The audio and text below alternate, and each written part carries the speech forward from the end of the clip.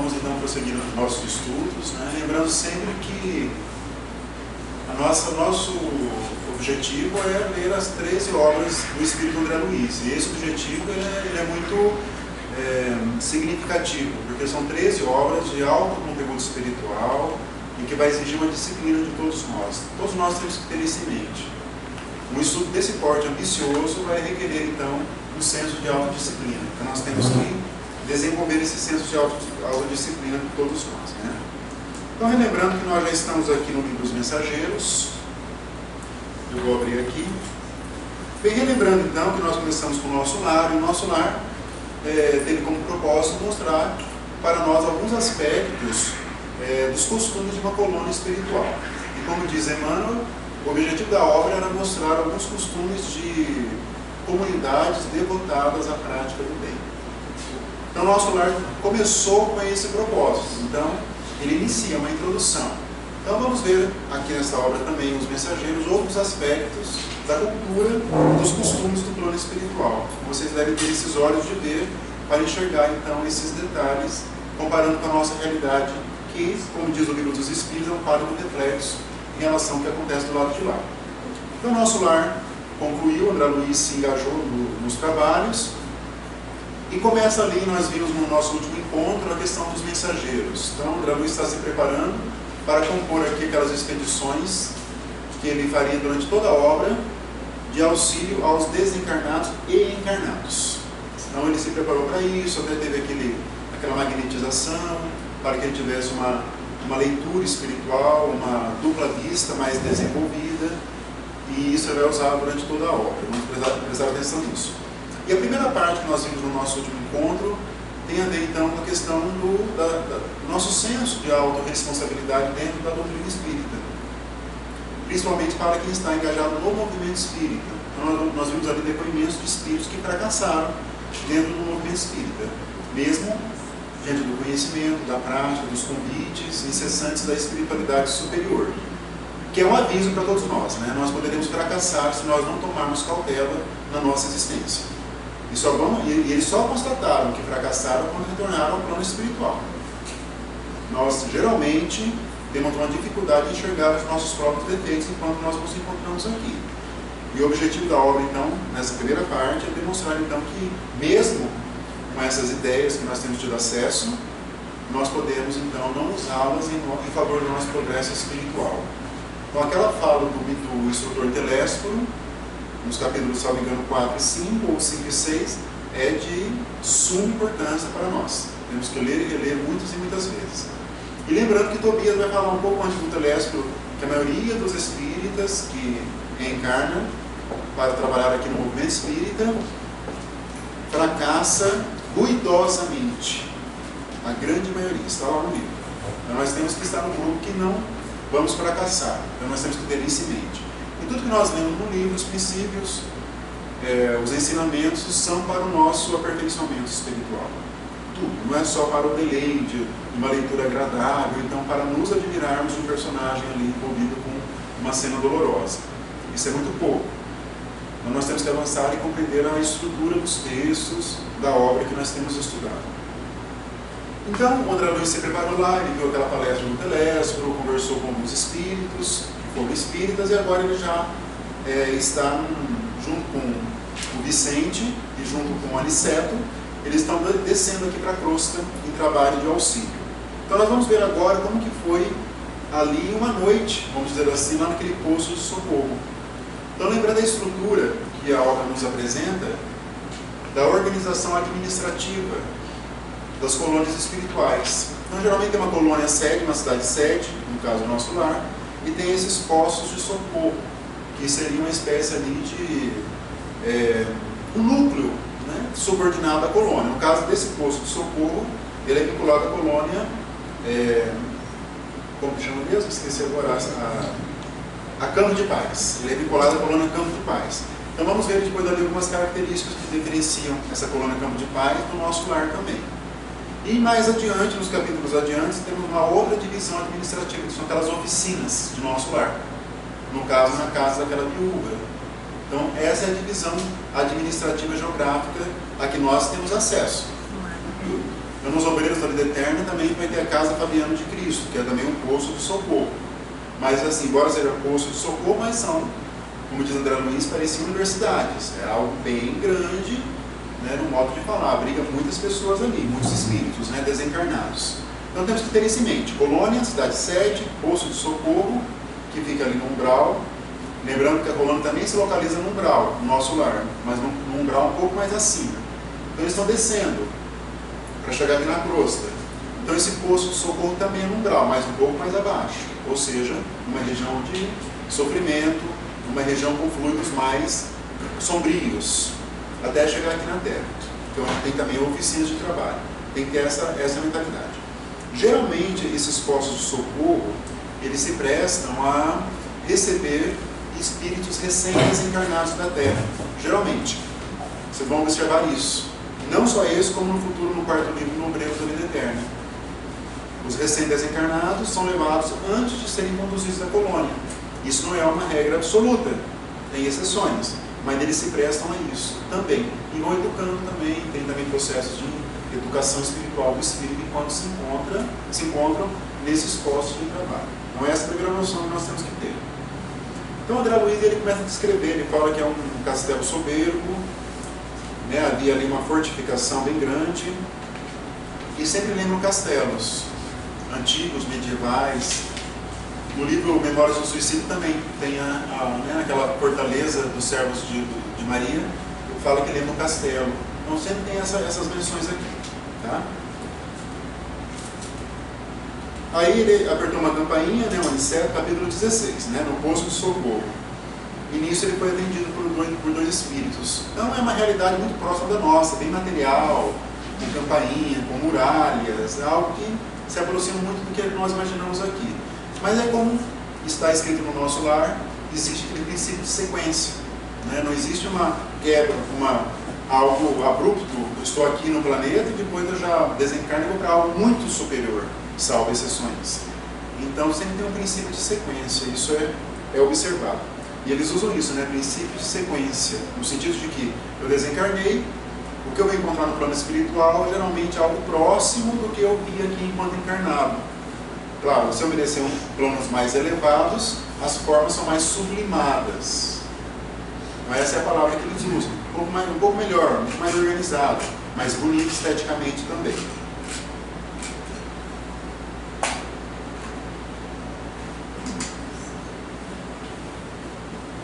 Ele fala lá, André Luiz, também sobre o aniceto, que ele já é um espírito bem, né, à frente deles. E ele diz assim, André Luiz sobre ele, né? Ocultar a própria glória é do código do bom tom nas sociedades espirituais nobres e santas. Isso é comum nos espíritos, eles ocultam a sua própria beleza espiritual de outros espíritos que estão ali um pouco mais retardados, né, no progresso espiritual. Principalmente a questão da luminosidade. Vocês vão ver aqui nos capítulos da oração da Ismália, a questão da luminosidade. Nós vamos ver lá no livro dos médiuns, que é um símbolo, é um sinal do progresso espiritual. É a luminosidade dos espíritos, né, do seu perispírito.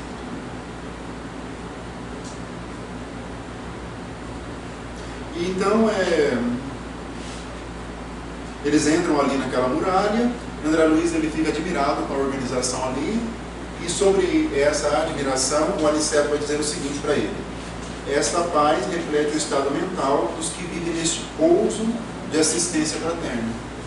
Então havia um ambiente fluídico lá dentro, diferente do ambiente fluídico do lado de fora, que ainda sofria muita influência do umbral. Eles estão no umbral, então a influência ali seria mais impactante. A natureza é mãe amorosa em toda parte, mas cada lugar mostra a influenciação dos filhos de Deus que o habitam. Então existe uma influência magnética muito grande. Nós aqui não enxergamos isso, mas nós sabemos que os fluidos, aquilo que nós liberamos, tem um impacto onde nós nos encontrarmos. Por isso que numa casa espírita, principalmente, a questão fluídica é de suma importância para a realização dos trabalhos, senão os trabalhos podem ser prejudicados. Aí tem o Alfredo, que é o administrador, e a Ismália, que foi a esposa dele enquanto encarnado. Só que, como nós veremos na sequência, os dois estão separados, né? A Ismália habita um outro plano espiritual e só visita o Alfredo uma vez por mês, em razão da diferença vibratória. Ele vê um quadro, vocês viram lá? O Martírio de São Diniz, que ele vê, né, o pintor Bonnat. Esse quadro está lá no Panteão de Paris. Eu tive a oportunidade de ver esse quadro lá no Panteão de Paris, e outros também. Mas ele diz lá que a copa que ele estava vendo lá, né, é bem muito mais exuberante do que existe, né, lá no Panteão de Paris. E ele ficou, né, que tem foi decapitado, né, ele está com a cabeça, segurando a cabeça, o santo, assim, é um quadro bem interessante, né, e ele fala sobre isso também. E o Alfredo diz assim, né, sobre essa questão dos artistas que podem, durante o sono físico, eles são levados para regiões espirituais, que estão sintonizados, evidentemente. E lá eles veem as obras de arte e chegam aqui, se inspiram e pintam, né? E ele diz assim, o Alfredo, sobre essa questão: o gênio construtivo expressa superioridade espiritual com livre trânsito entre as fontes sublimes da vida. Ninguém crê sem ver, ouvir ou sentir. E o artista de superior mentalidade costuma ver, ouvir e sentir as realizações mais altas do caminho para Deus. Então é isso mesmo, né? A arte, quando realmente é uma arte sublime, mais voltada para o belo, para a conquista de valores, com certeza eles são influenciados aí pelo plano espiritual superior. Aí no capítulo 17, no seguinte, vai falar do romance de Alfredo, né? E da sua queda, digamos assim. Primeiro uma questão, né? Ele diz que tem ali 500 servidores no posto. Vamos fazer uma analogia com o nosso lar, só a governadoria tem 3 mil, vocês lembram? Então, como aqui é um posto, é um núcleo, a estrutura é bem menor. Então são 500 trabalhadores. Lá, só na governadoria são 3 mil, fora os outros ministérios do nosso lar. E o Alfredo diz assim, né? Então aqui ele vai dar mais uma complementação, e nos capítulos seguintes também da questão do casamento, que isso já começa a ser desenvolvido no nosso lar, que existe uma espécie de casamento espiritual, que parece com aquilo que nós chamamos de casamento também. Mas é claro que uma união, quando nós falamos no plano espiritual, tem a ver mais com um progresso evolutivo, no auxílio mútuo entre os espíritos, no progresso evolutivo de cada qual. Isso também, claro, é um objetivo aqui dos encarnados, mas isso não é tão bem visualizado como é no plano espiritual. Lá as uniões se dão com esse propósito de auxílio, né, de auxiliar um ao outro, espiritualmente falando. E ele fala sobre isso, né, o Alfredo, que é o dirigente lá do posto de socorro. Então vocês vejam o Alfredo, vamos ver aqui a história dele, já vamos explicar a seguinte lógica sobre por que ele está lá, né? Ele diz assim: minha esposa e eu temos o divino compromisso da união eterna, mas ainda não lhe mereço a presença contínua. Ela é a bondade celeste e eu a realidade humana. As mulheres sempre à frente, né? Podem reparar, né? É uma constatação, não adianta. É uma constatação. Sempre à frente dos homens, né? Sempre. Então, o que aconteceu com o Alfredo, né? Ele conta a história dele, que ele era casado com ela, tiveram 2 filhos, só que ele tinha um homem também que gostava, que é aquele Paulo, vai ser um dos personagens na sequência ali, que está ali em estado de desequilíbrio. Só que ele gostou também, se apaixonou, enfim, tinha interesses, esse Paulo, pela esposa, pela Ismária, e começou então a desenvolver calúnias, difamações contra ela, e ele caiu nisso, né? O Alfredo acabou então rompendo o casamento e levou as 2 crianças embora e foi para a Europa. Lembra dessa história? E deixou a Ismária com os pais. É uma história trágica. Lembra muito a história do Públio Lentulus, com a Lívia, do Há 2000 anos. Quem leu? Todos já leram aqui o Há 2000 anos? Vão lembrar da história. Também ela foi vítima de uma calúnia, lembram disso? Ela era assediada, principalmente pelo Pôncio Pilatos. E depois ele acabou rompendo com ela friamente, deixou, nunca mais teve nada com ela. E pelo contrário, até ameaçou de morte se ela, né, fizesse alguma coisa que o contrariasse. E depois, quando ele foi tentar fazer as pazes, ela foi ali, se deu em vida no Círculos Máximos, em razão, né, dos primeiros cristãos. Ela tinha se convertido ao cristianismo e ela foi então ali levada aos Círculos Máximos em Roma e foi devorada por leões ali, tigres, né, na época. Mas teve uma tragédia, né, como essa aqui na questão conjugal, né? E ele vai dizer assim, o Alfredo: enquanto ele se encontrava aqui encarnado. Esqueci-me, contudo, de que a virtude, a qualquer tempo, olha essa frase dele, que serve para nós aqui. A virtude, a qualquer tempo, será atormentada pelo vício. Porque nós não temos ainda a virtude muito bem cristalizada no nosso íntimo ainda, salvo exceções. Mas o vulgo aqui, onde nós nos encontramos encarnados, não temos ainda aquelas virtudes cristãs, a benevolência, por exemplo, indulgência, perdão, muito cristalizado. Consequentemente, nós teremos assediados pelo vício, seja da nossa própria personalidade, que por sua vez são ampliados por espíritos ignorantes que nos querem mal, obsessores. Então, espíritos que nós estamos desejando uma luz, geralmente essa luz, ela acaba atraindo essas viciações espirituais que não querem o nosso progresso, porque estamos em um planeta de provas e expiações, ainda é necessário essa luta íntima. Claro que nós vamos alimentar essas influenciações maléficas com aquilo que nós temos no nosso íntimo, mas nós temos essa dupla causa das nossas viciações, aquilo que nós temos no nosso íntimo e também as causas exteriores, né, de espíritos ignorantes ainda. Mas é isso que nós temos que ter em mente. As virtudes, elas são difíceis, o caminho é doloroso para obtê-las, não é difícil, não é fácil, é muito difícil. E lembrando que André Luiz fala, né, que para ingressar na academia do Cristo requer muito esforço. E o esforço está na construção das virtudes. Mas elas estão, infelizmente, ainda, né, um pouquinho prejudicadas pelo vício. E minha nobre companheira foi vítima da maldade de um amigo desleal, com quem tinha eu inúmeros interesses em comum. No campo monetário,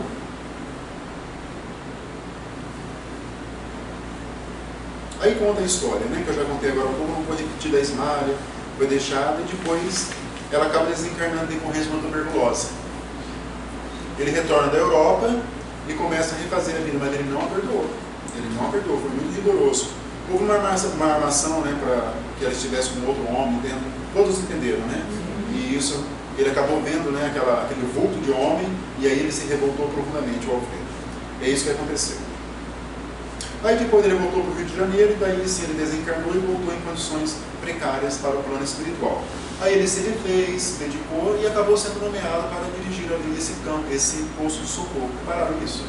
Reparam então que esses planos, ainda que sejam entidades, instituições voltadas à prática do bem, ainda os espíritos são muito endividados. Embora, imagine, né, ele ocupa um cargo importante, sendo o chefe ali, provisório de um posto de assistência, de socorro, ainda ele tem um passado muito tenebroso.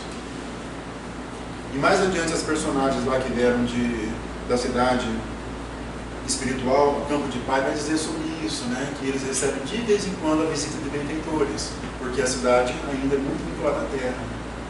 Então vocês vejam que os que estão nesses cargos de direção, que estão aí no nosso lar, são espíritos realmente, como diz o Lísias, não são espíritos propriamente vencedores, os que habitam nessas comunidades. Isso o Lísias vai dizer lá na colônia, no nosso lar.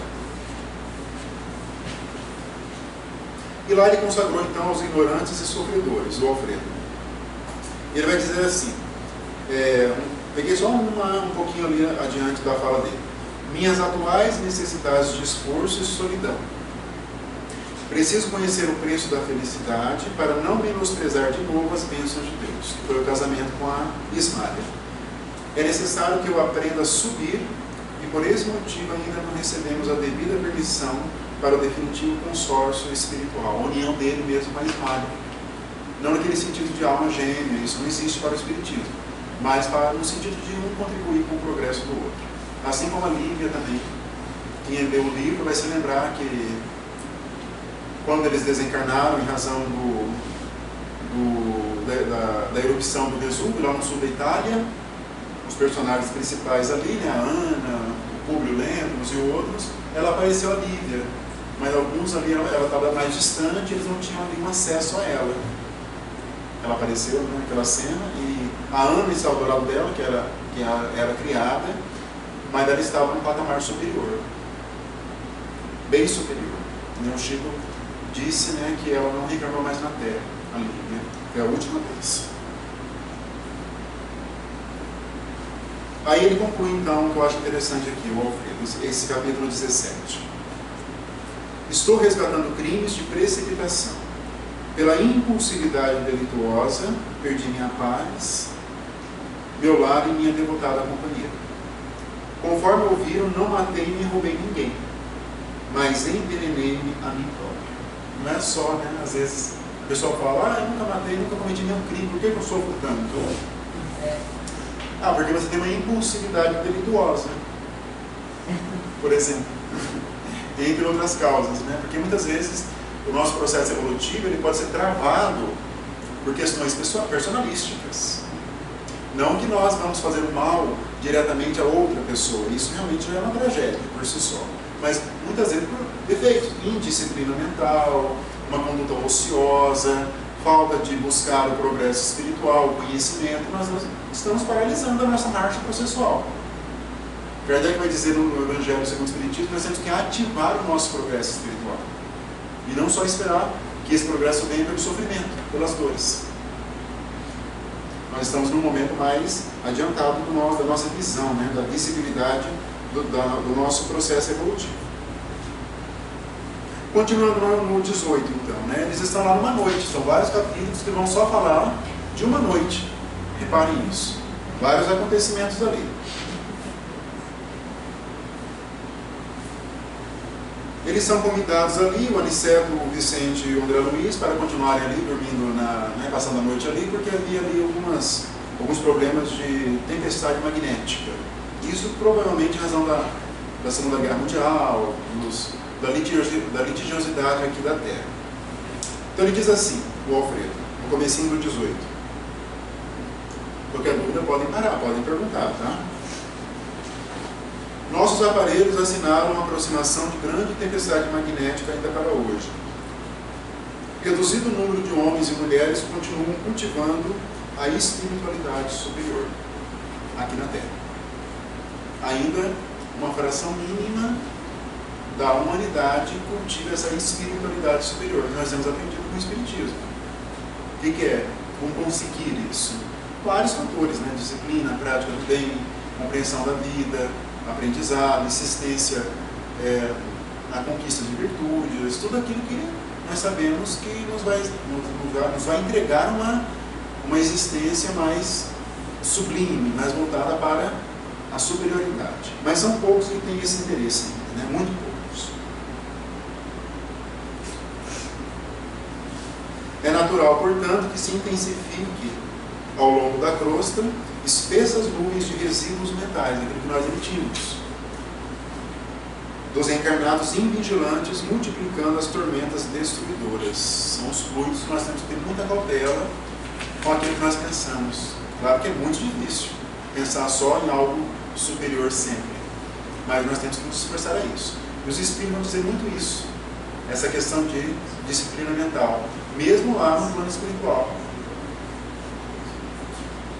Antecipando aquela informação, lembra que um espírito que estava no nosso lar casou com uma outra que estava em Campo da Paz?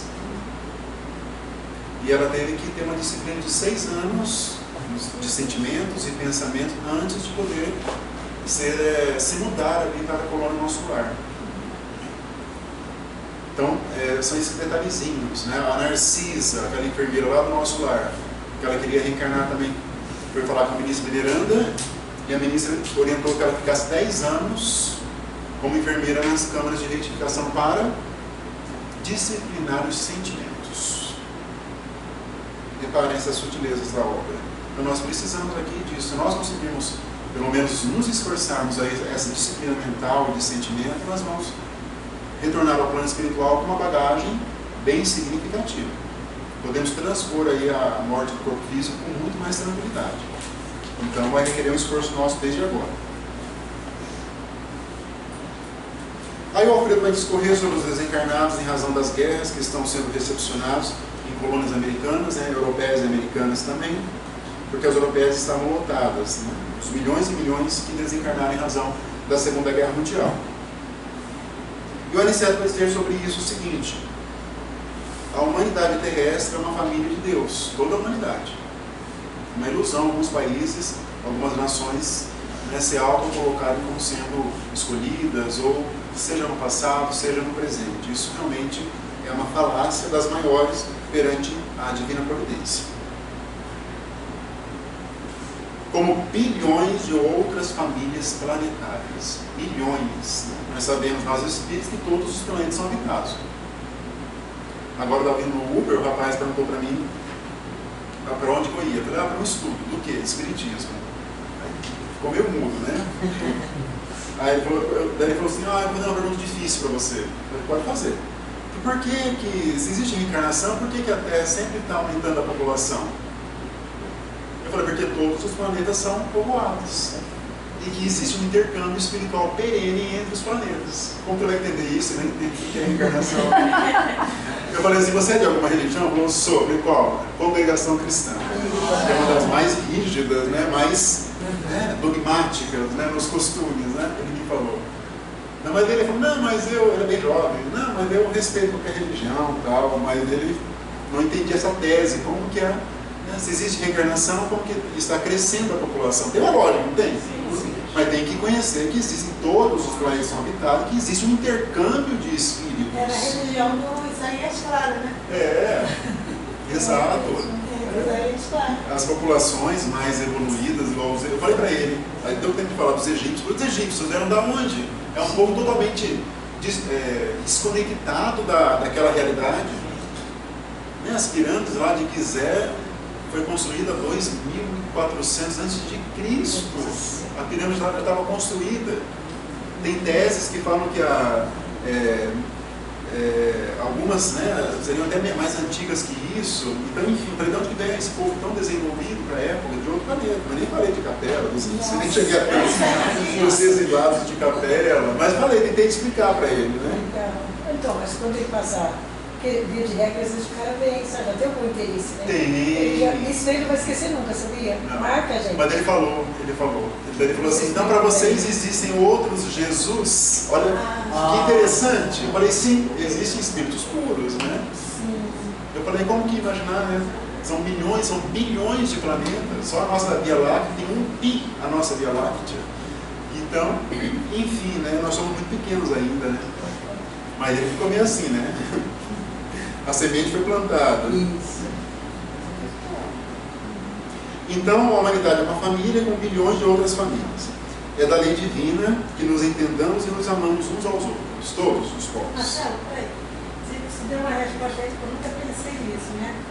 Porque Qual? Jesus é o governador do nosso planeta. Da Terra. Sabe, eu nunca pensei nisso. Engraçado, eu não sou pessoa. Né? Da Terra. Né? Você lembra, Ilza, do primeiro parágrafo? Pois é, interessante, eu nunca pensei nisso, nesse tipo de resposta, porque Jesus é um espírito, governador do nosso planeta. Ele não poderia ser o Jesus de todo o universo. Não. Pois é. Mas lá no livro missionário, no livro A Caminho da Luz, tem aquela menção, assim, no primeiro parágrafo, o Emmanuel fala assim, é assim que ele vai falar: rezam as tradições do plano espiritual que 21 espíritos puros, 21, se reuniram em 2 oportunidades. Uma para criarem a Terra e uma outra para deliberar qual deles reencarnaria para nos ensinar. Está isso lá no livro. Mas a gente se não estudar, você não para raciocinar. Eu estou em choque agora e eu já li para mim várias vezes. É difícil. Mas é difícil, são vários pontos. Você fala das sutilezas das outras. E muitas vezes nós estamos numa obra e nós nos concentramos num ponto dela. Quando fazemos um estudo como esse, aí outros ângulos são apresentados. Alguns ângulos são apresentados. Então, essa é a lei divina, né? Que nós nos amemos uns aos outros. Isso aí é a lei. E ela não vigora só aqui na Terra, ela vigora em todo o universo, segundo o Espiritismo, a lei de amor. É essa lei que vai nos fazendo que tenhamos contato com outros povos e outras civilizações no futuro, mais evoluídas. É a lei de amor. É a única lei que vai nos habilitar a isso.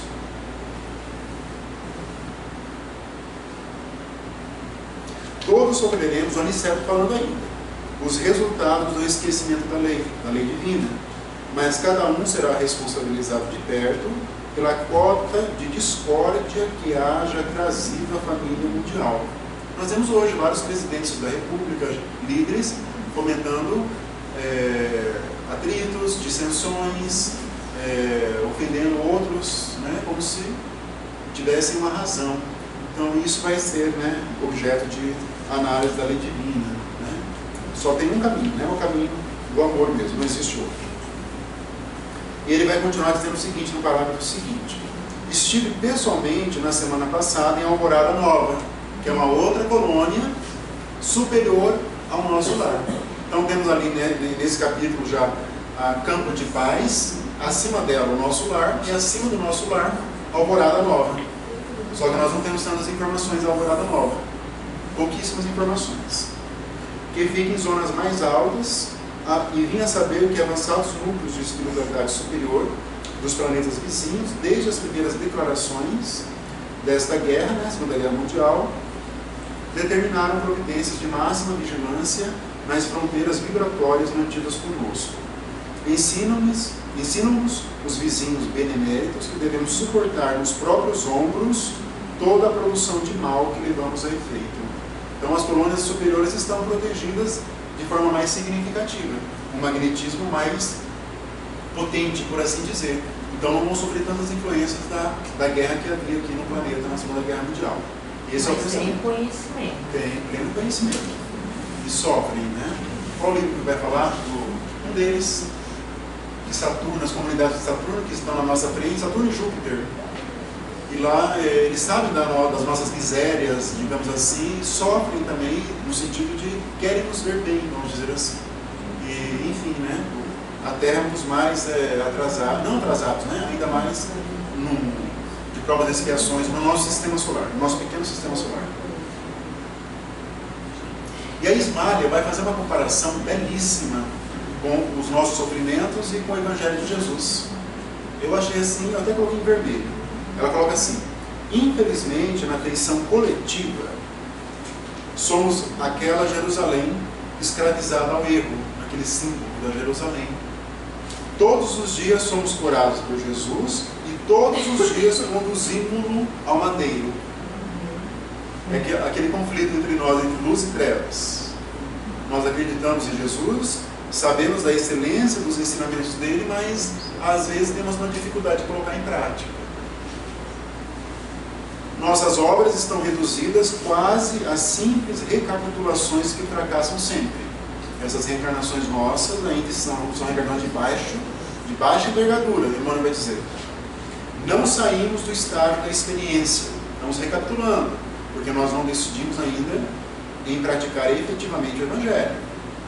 E dolorosamente para nós, estamos sempre a ensaiar no mundo a política com os Césares, a justiça com os Pilatos, a fé religiosa com os fariseus, o sacerdócio com os rabinos do Sinédrio, a crença com os Jairos, que acreditam e duvidam ao mesmo tempo, os negócios com os Anáses e Caifáses. Ela usa esses arquétipos desses personagens do Evangelho como sendo nossos defeitos morais. São arquétipos que ela usa.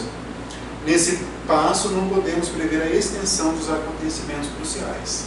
Enquanto nós não decidimos nisso, em fazer o bem, vamos ainda sofrer um pouco em razão disso.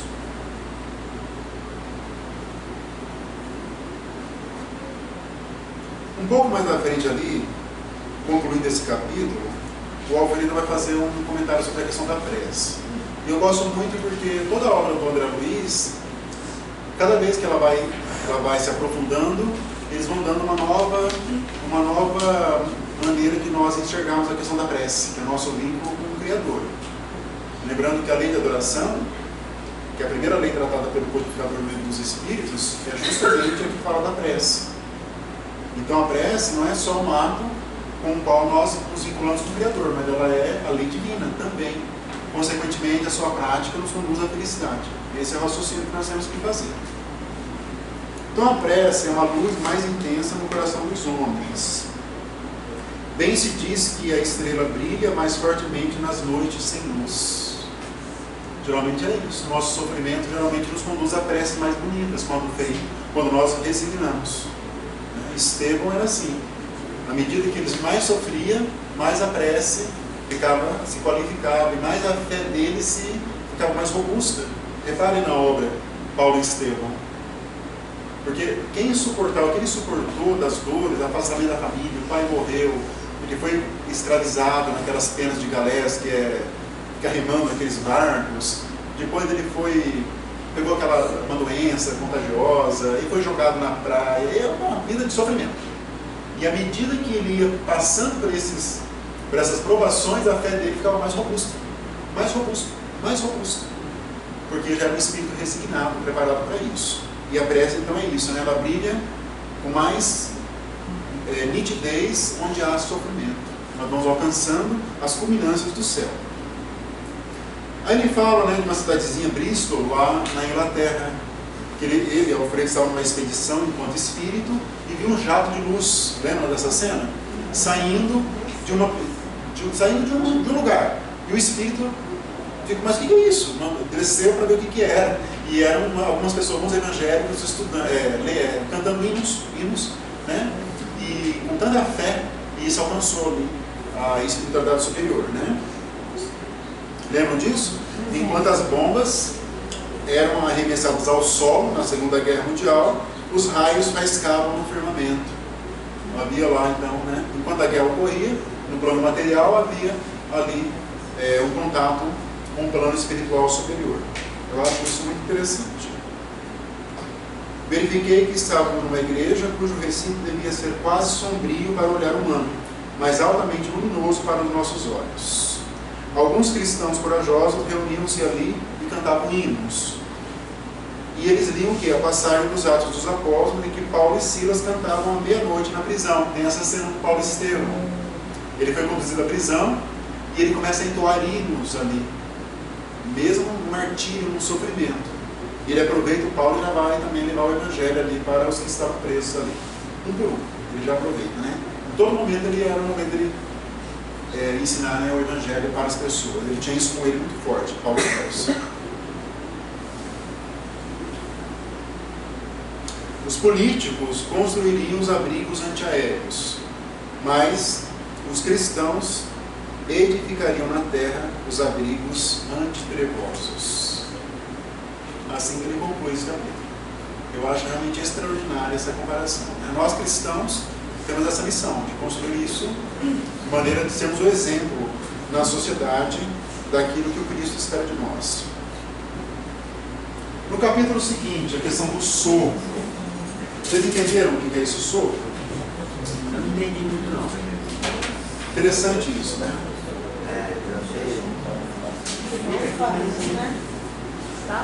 Esse sopro é um procedimento que lembra o passe. E é literalmente, eles fazem isso na mansão, caminho? De volta fala do passe. Entendi. O sopro é literalmente um sopro. Mas ele tem a vocação de trazer uma espécie de conforto, de cura, no sentido de melhoria espiritual. Na minha interpretação, é o mesmo papel do passe. O mesmo papel do passe. É um mecanismo que auxilia ali os espíritos. Até naquele capítulo, os que dormem, alguns vão receber o sopro, que é literalmente assoprar mesmo. Não tem segredo não, é assoprar. A grosso modo, é o que uma mãe faz quando uma criança se machuca. Bem lembrado. É exatamente isso. Sarou, né? É mais ou menos isso. Só que pelo visto eles usam com muita técnica, né? Com muita técnica, assim como o passe é usado com muita técnica por eles. Nós contribuímos aqui no passe. Só que a técnica, ela é detida pelos espíritos superiores. Vamos ver isso lá no livro Missionários à Luz, no finalzinho do capítulo de passe. Que os espíritos que dão passe são espíritos altamente qualificados.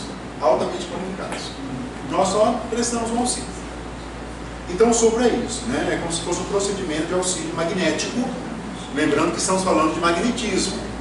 Então passe é magnetismo, sopro é magnetismo, água fluidificada é magnetismo. O que é magnetismo? É a troca de fluidos, a doação de fluidos de que nós somos portadores e que os espíritos também têm. Nós não sabemos manipular isso a contento, eles sabem, tem essa técnica. Então isso tá?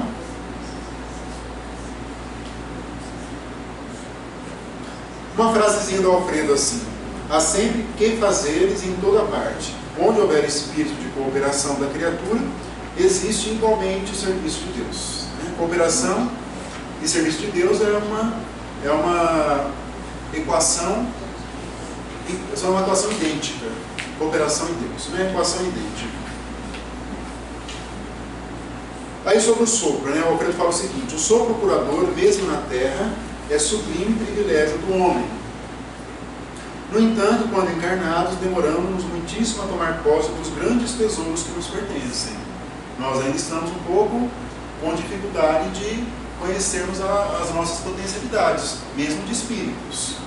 Estamos ainda compreendendo isso aos poucos. Até temos medo, muitas vezes, daquilo. A mediunidade, por exemplo, é uma faculdade ostensiva de alguns encarnados. Muitos têm medo de compreender, de entender o que realmente é a verdadeira finalidade.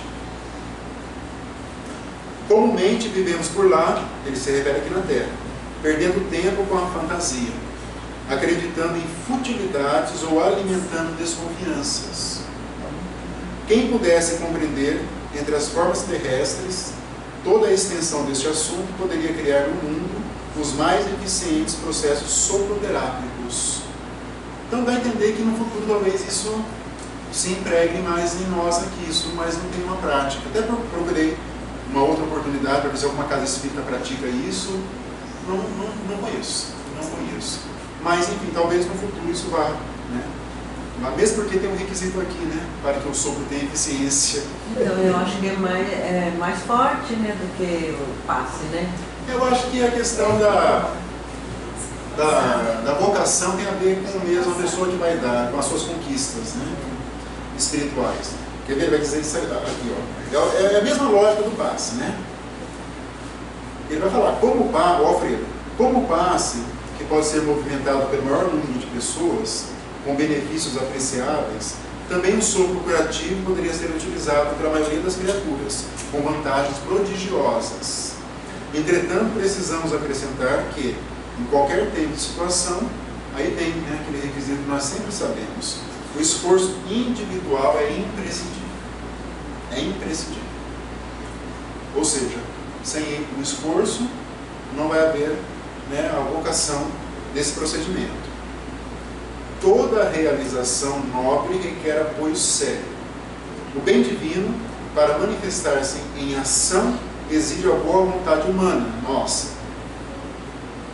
Em tudo há uma ciência de começar. Então eu quero ser um bom passista. Não é só fazer um curso de passe e ficar lá uma vez por semana na sala de passe, na câmara de passe. Isso é muito pouco. A pessoa tem que procurar o quê? Organizar os seus sentimentos, os seus pensamentos, crescer em virtude para que ela seja um bom passista. Senão isso não vai se dar. Isso não vai acontecer. E é como ele fala, é a ciência do começar. Tudo bem, ninguém vai ser um bom passista de uma hora para outra, mas demanda alguns anos. Daqui 10 anos, talvez 15, 20 anos, quem realmente conseguir, vai conseguir transmitir bons frutos e ser um excelente instrumento nas mãos da espiritualidade superior. Quem faz a análise disso não somos nós, nem nossos amigos de centro espírita, e sim a espiritualidade superior. É ela que nós não temos condições de apreciar se tal pessoa é ou não um bom passista, a não ser quando a conduta da pessoa moral é muito gritantemente violadora, ou assim, eu ia falar violadora das leis divinas. Eu acho que é aquele caso que quando eu li alguma coisa sobre irmãos falando, é um toque, é um passe só por vibrações, toque, o sopro, é uma modalidade de passe. É uma modalidade de transmissão de fluidos. Só que com o tempo, dentro da sociedade, se valoriza ou não, fica proibido ou não. Exatamente. Vai modificando. Exatamente isso. Vai o problema nosso é que às vezes nós queremos saber o que só os espíritos sabem. Nós nunca saberemos, enquanto encarnados nesse momento, as características dos nossos fluidos. Nós não saberemos isso, ao contrário dos espíritos. Convenciona-se, Esse que é o... Nós vamos falar da nossa contribuição. O Herculano Pires vai falar assim, nós não podemos ter a pretensão de conhecer a ciência do passe. Ele fala isso. É muita pretensão nossa, ele fala. Porque nós não enxergamos, a não ser, eventualmente, os médios videntes, que podem ter uma visibilidade rápida. mas nós não temos. Já os espíritos têm toda essa visibilidade, então é diferente. Mas isso não impede de nós prestarmos o nosso socorro a quem precisa. Embora seja um autor um pouco polêmico, Quem é? salvo engano, o Edgar Armon ele fala sobre o sopro no livro de Passe. Passe são curas espirituais. Ele fala também? É. O Edgar Armon foi um grande escritor, mas depois adotou uma linha diferente. Mas foi um grande escritor, Foi para a Aliança Espírita. Foi para a Aliança, ele dividiu o movimento espírita de São Paulo. Até hoje ele é dividido. Então, é por causa das organizações, né? Sim. Federação, aliança, Exato. convenciona-se. Exatamente. Que ele é inesquecível até hoje. Ele é um grande estudioso, mas infelizmente ele provocou essa cisanha no movimento espírita de São Paulo. Sim. E também o Paz, ele tem algumas colocações, mas é como a Ilza falou, com o tempo isso vai se superando. A questão, alguns hoje, alguns querem um toque, outros, eu já sou contra o toque, alguns falam que sim, é válido, então isso fica numa polêmica. Mas o importante mesmo são as conquistas espirituais para que o nosso passe ou qualquer outro procedimento seja valioso. É o que ele vai falar no finalzinho aqui. Mas para isso precisam aquele que vai dar o sopro, ou, né, no caso aqui especificamente o sopro, conservar o quê? A pureza da boca e a santidade das intenções. Pois é. Tudo vai caminhar para a questão moral. Tudo. Então, esse é o problema. Esse é. Né? Então, tudo vai caminhar. A sociedade. Se nós não tivermos esse esforço nas conquistas morais, principalmente o trabalhador espírita que está no movimento, ele vai ser um instrumento muito ruim da espiritualidade. Muito ruim. Então não vai se prestar. Ele pode fracassar nisso. Como nós vimos lá nos depoimentos dos espíritos, lá no começo da obra dos mensageiros. Tem que ter essa preocupação. Tem que ter essa preocupação. Sério. Então, mas como você falou, ele é muito complexo. Eu fui uma pessoa que eu tomei, eu recebi sopro. No espanhol, ela disse que na Espanha, lá em Toledo, onde eram as casas, é comum. O sopro? E eu estava muito ruim, mas era ansiedade. Assim. Era ansiedade, como se fosse uma depressão, uma mini depressão. Já faz uns 30 anos isso. Sim. E ela chegou, ela tem um restaurante super grande, de bebida, dinheiro. Ela saiu de lá e correu para me acudir. Ela chegou e... Quer dizer, ela fez tudo ao mesmo tempo. Ela virou meu quarto assim, eu já não tinha mais nada. Eu não tinha mais nada. Isso era em Espanha? Não, aqui em São Paulo, lá em Praia Grande, em São Paulo, mas ela discursou. Mas ela era espírita ou não? É espírita. Mas eu quero dizer, você vê, ela saiu do bar, do restaurante, estava mexendo com dinheiro, ela não estava preparada. Outra sintonia. A gente acha. Sim. Por isso que você falou que era complexo, né? Você acha que eu estava pensando em sarar? Não, eu estava querendo morrer, porque eu estava muito ruim. Sim. E é isso, é natural, quando você está muito ruim, você tem hora você caiu. E aconteceu assim, imediato. Entendeu? Aí vem, é merecimento, não sei o que, Sim, é muito complexo, a gente não... Entra vários fatores, mas com certeza o magnetismo dessa pessoa, com certeza ela tem um magnetismo mais diferenciado. Tem muito. Exatamente. E o magnetismo, ele também é uma construção para variar um pouquinho da nossa moralidade. Também. Ele é, assim, magnetismo, que no passe é uma modalidade de magnetismo, não é a única. A qualidade do magnetismo nosso, aquilo que nós arremessamos, como diz Kardec, arremessamos ao próximo, é de acordo com as nossas virtudes, ou com os nossos defeitos.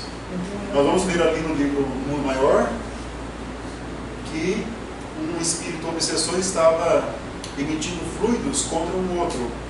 E o André Luiz fala assim, da cor de piche, o fluido, escuro, viscoso, porque é de acordo com o que o espírito está no íntimo dele.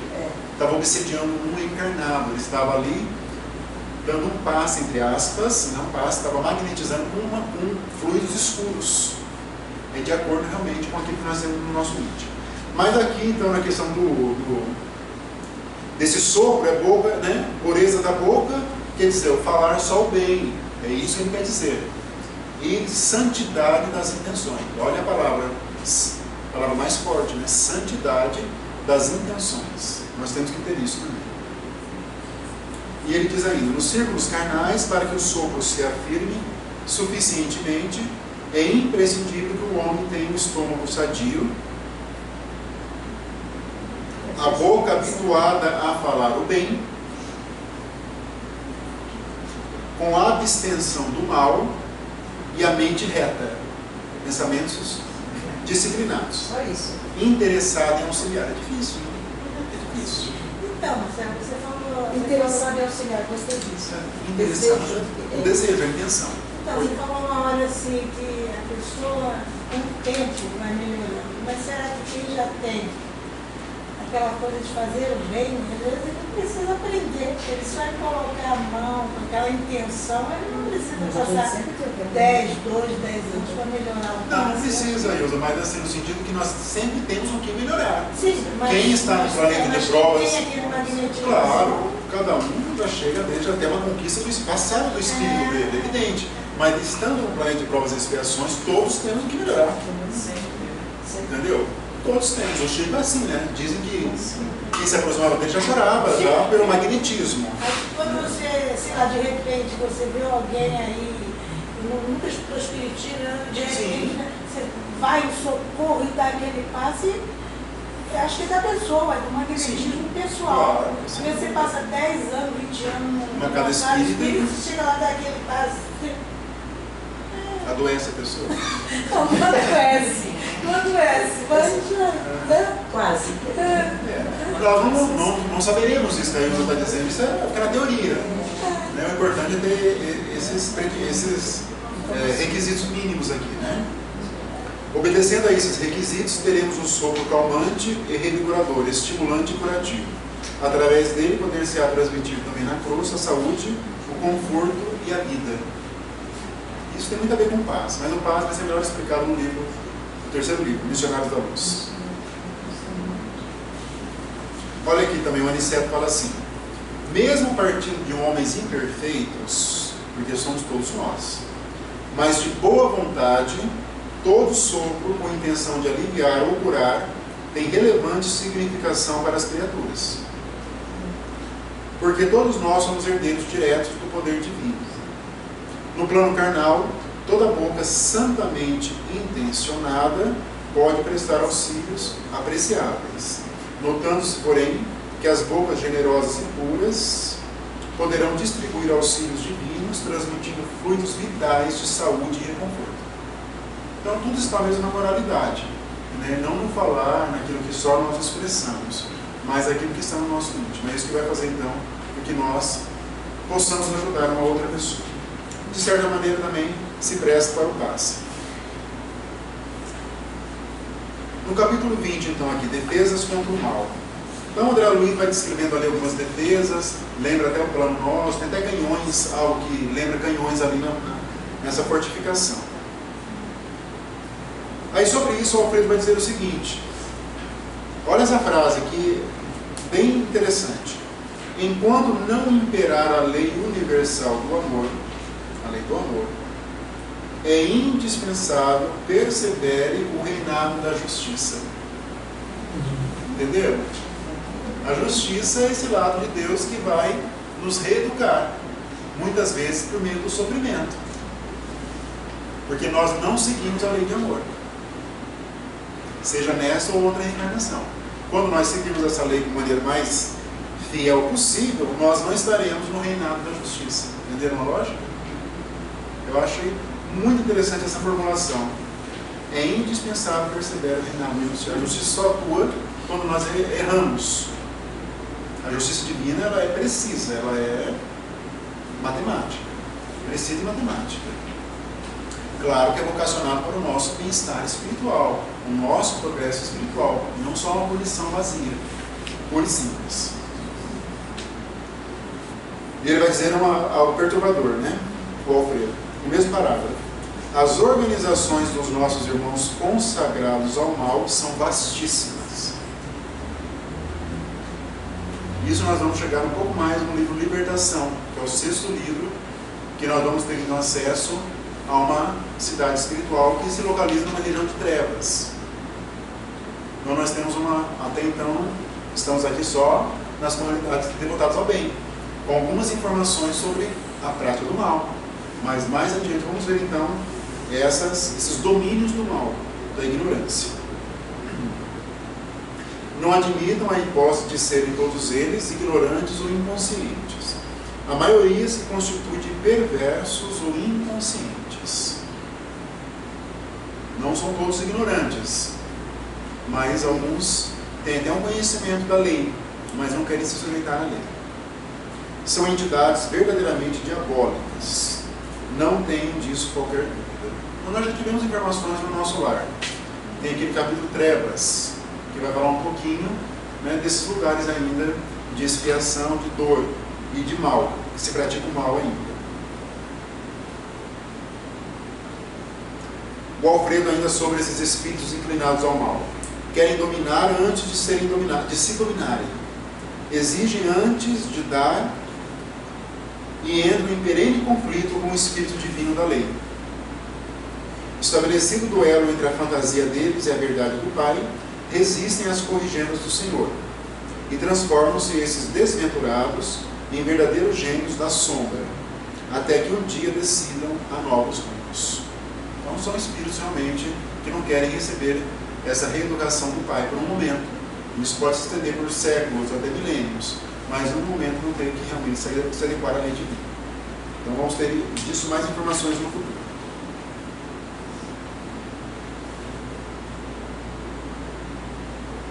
Ainda mais sobre esse assunto, né? Na crosta, nossos irmãos menos felizes lutam pela dominação econômica, pelas paixões desordenadas, pela hegemonia de falsos princípios. Isso tem muito aqui na Terra.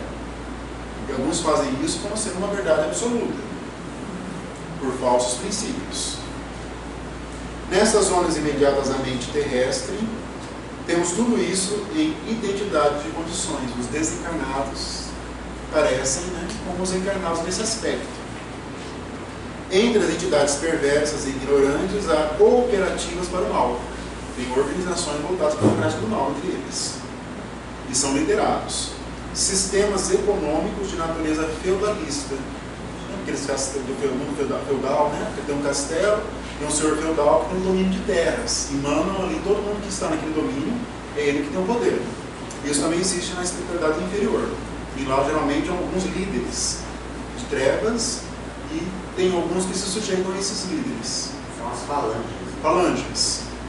No livro Libertação tem o Gregório, que foi um sacerdote lá. Até a cidade onde se passa foi fundada, a cidade nas trevas, pasmem, foi fundada por um papa, um ex-papa, da Igreja Católica. Não falam qual é, não é dito, mas está lá. Então esses domínios das trevas, que vão colidindo com a justiça de Deus. O Manuel Fernando de Miranda, ele é mais detalhista a respeito dessas comunidades, né? Baixa exploração de certas forças da natureza, vaidades tirânicas, difusão de mentiras, escravização dos que se enfraquecem pela invigilância, doloroso cativeiro dos espíritos falidos e imprevidentes, paixões talvez mais desordenadas que as da terra, inquietações sentimentais e terríveis desequilíbrios na mente, angustiosos desvios do sentimento.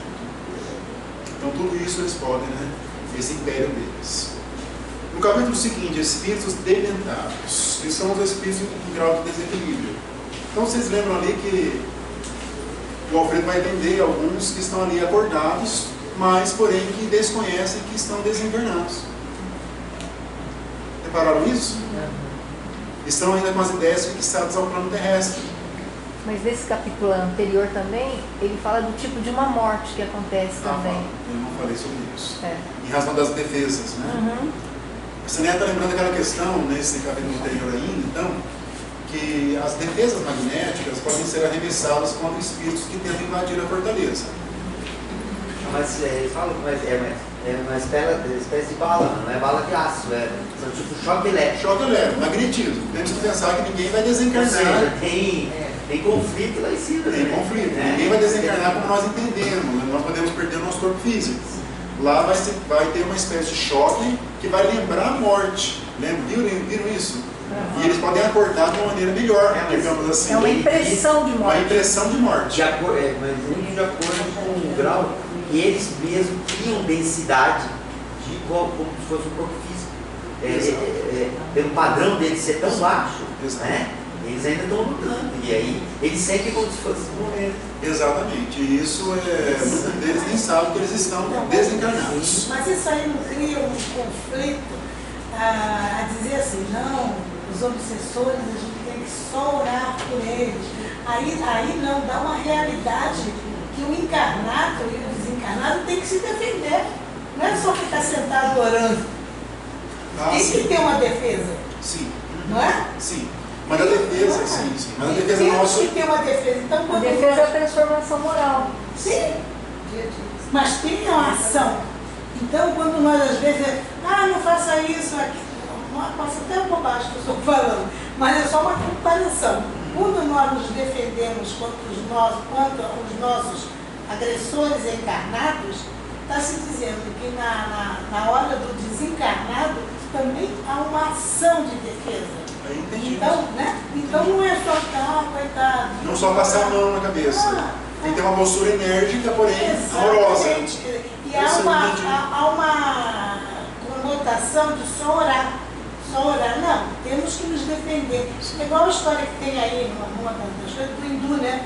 Falando com a serpente, né? Sim. Pô, peraí, eu disse pra você ficar quietinha e deixar todo mundo, não atacar e depois deixar todo mundo te atacar. Você não ataca, mas se for te atacar, você ataca também. É um desses capítulos aí. Exatamente, você matou, exatamente. A Um resposta desses é essa. capítulos aí, não sei se vocês lembram. Entenderam? Aí quer dizer o seguinte, temos que ter essa defesa. Defesa. Sim, Né? mas não prejudicando aqueles que nos agridem. Sim, nos defendemos. É diferente a lógica, sim, com energia, né?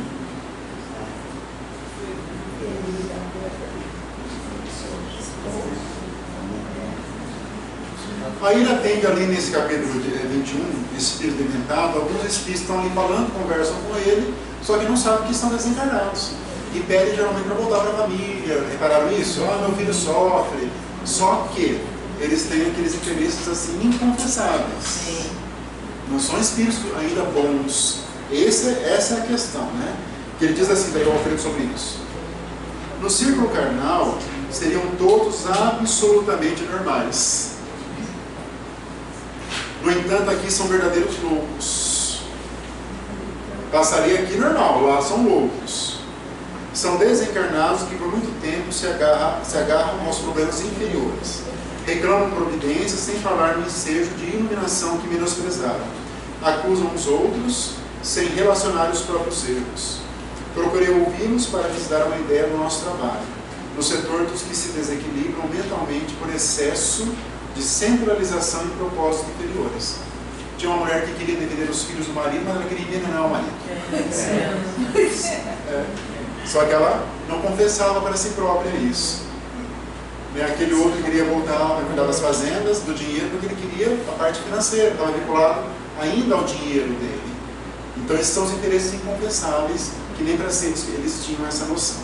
E esse é o ponto desses dementados.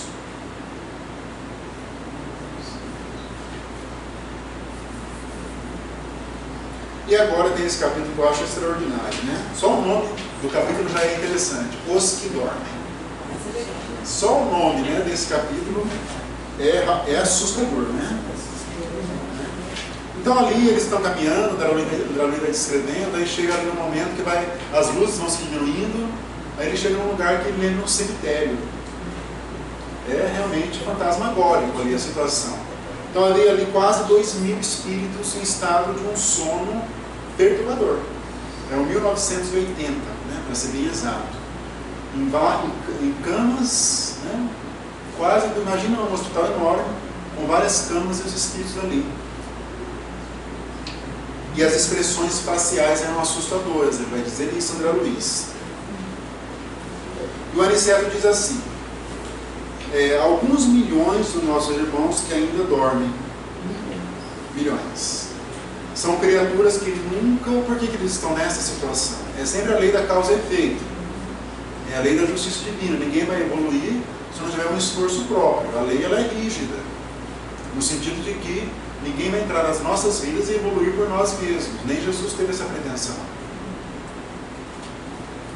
São criaturas que nunca se entregaram ao bem ativo e renovador. independente de qualquer religião, de qualquer país, de qualquer situação financeira. Isso aí não tem muito valor. Então, são criaturas que nunca se entregaram ao bem ativo e renovador em torno de si, e mormente os que acreditaram convictamente na morte como sendo nada, o fim de tudo, o sono eterno. E muitas pessoas acreditam nisso, e já falaram isso para mim. E alguns acreditam que vão dormir até o dia do juízo final. Né? Vão dormir, aí vai ter o juízo final, eles vão se levantar e vão ser julgados por Deus. Alguns acreditam nisso. Matilde falava isso. Eu conheci o evangélico que diz que eles ensinam que você morre, você dorme até o dia do juízo final, vai ser julgado. Uma tia minha acreditava nisso, ela vai ficar dormindo. Ela falou, morreu, ela já desencarnou, vai ficar dormindo. E fica mesmo. Né? E pode ficar, pelo menos um certo tempo vai ficar. Cada caso é um caso, nós não temos regras rígidas no Espiritismo. A crença na vida superior, eu acho muito interessante isso, é a atividade incessante da alma, o Aniceto vai dizer. É o que nós espíritas fazemos, embora com dificuldades. E quando eu falo com dificuldades, porque nós sabemos muito na teoria, mas ainda estamos tentando nos impregnar dos ensinamentos, que é quando nossos hábitos diários vão estar subordinados àquilo que nós temos aprendido. O entorpecimento invade o espírito vazio de ideal criador. Fica entorpecido, ele não sai de onde ele se encontra, aquela zona de conforto. Está muito ali, ou então aquela vida muito linear. Trabalhar, família, trabalho, família, final de semana. Não sai disso, por mais que isso seja importante, mas isso não vai dar progresso espiritual por si só. Então, é como ele fala aqui, né? A ferrugem ataca a enxada ociosa. Os que, nos círculos carnais, homens e mulheres, creem na vida eterna, ainda que não sejam fundamentalmente cristãos, estão desenvolvendo faculdades de movimentação espiritual e podem penetrar as esferas extraterrenas em estado animados, pelo menos quanto à locomoção e juízo mais ou menos exato. Já vai saber do que se trata. Quando nós desencarnamos aqui, vamos saber onde nós nos encontramos. Ou está lá no Brau, ou lá no nosso lar, ou em outra colônia. Temos uma noção. Porque nós estamos tentando desenvolver isso. A fé sincera é ginástica do espírito. Para isso, o que é? Tem que desenvolver, tem que fazer. Tem que ir atrás. A fé não vai eu creio. Creio no Deus justo. Isso aí é pouco, né? A fé, ela se mostra por obras. No seu comportamento diário também.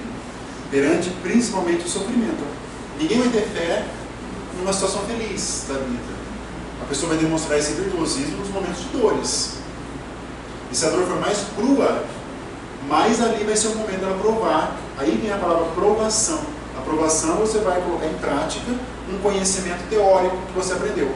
Ou aqui ou no plano espiritual. Aí tem as provações. Isso é uma provação.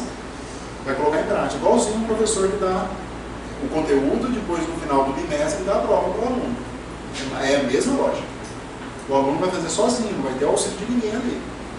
E nós aqui também, de certa maneira, somos sós. Embora temos o auxílio, mas indireto, temos o livre-arbítrio. Mas o importante é que nós tenhamos isso, né? A fé, ela vem de um exercício.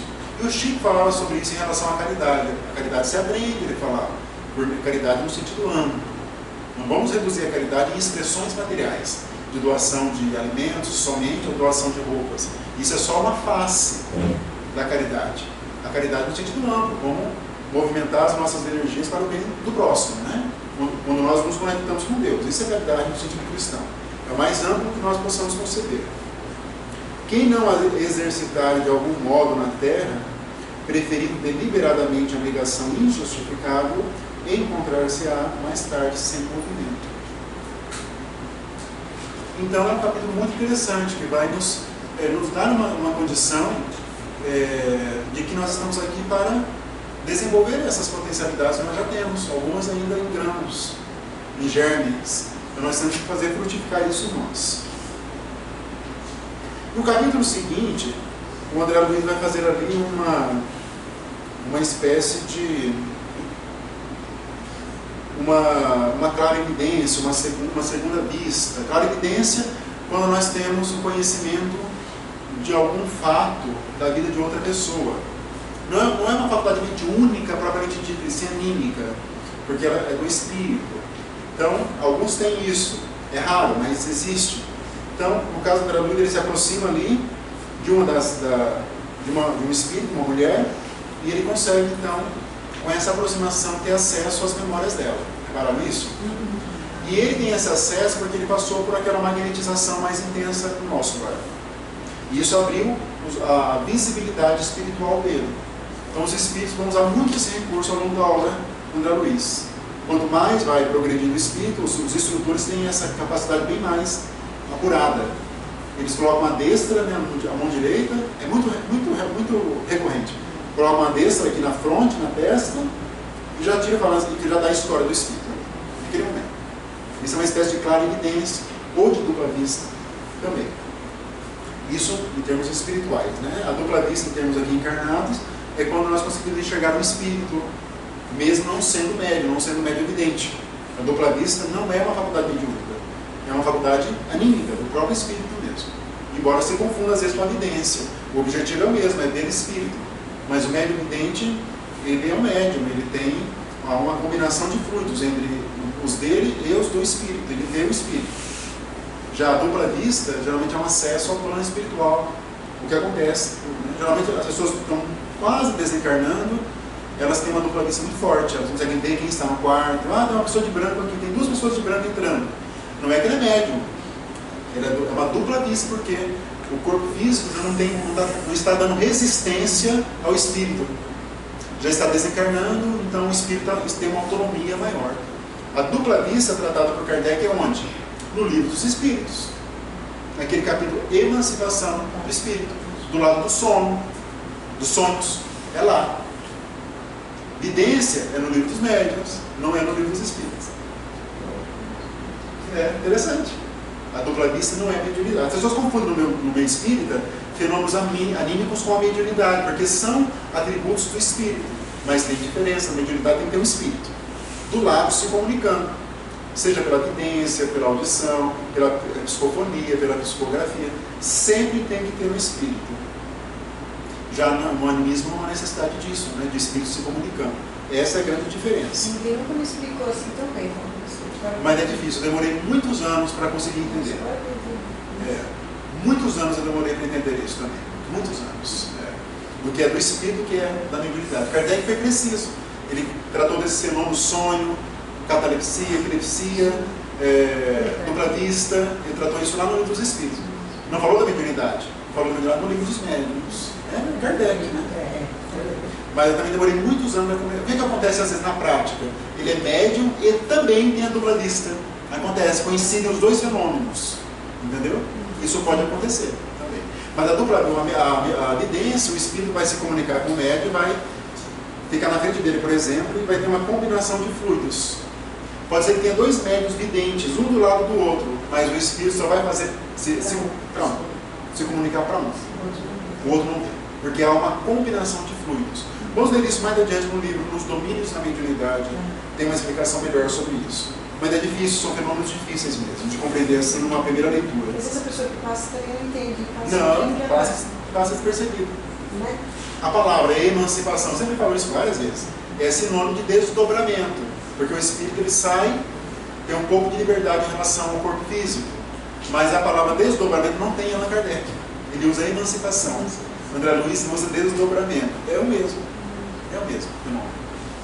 Mas tem várias possibilidades. Vamos ver no decorrer aí do nosso curso estudo aqui, né? Vocês lembram então o caso desse espírito que ele se aproxima, a história dela?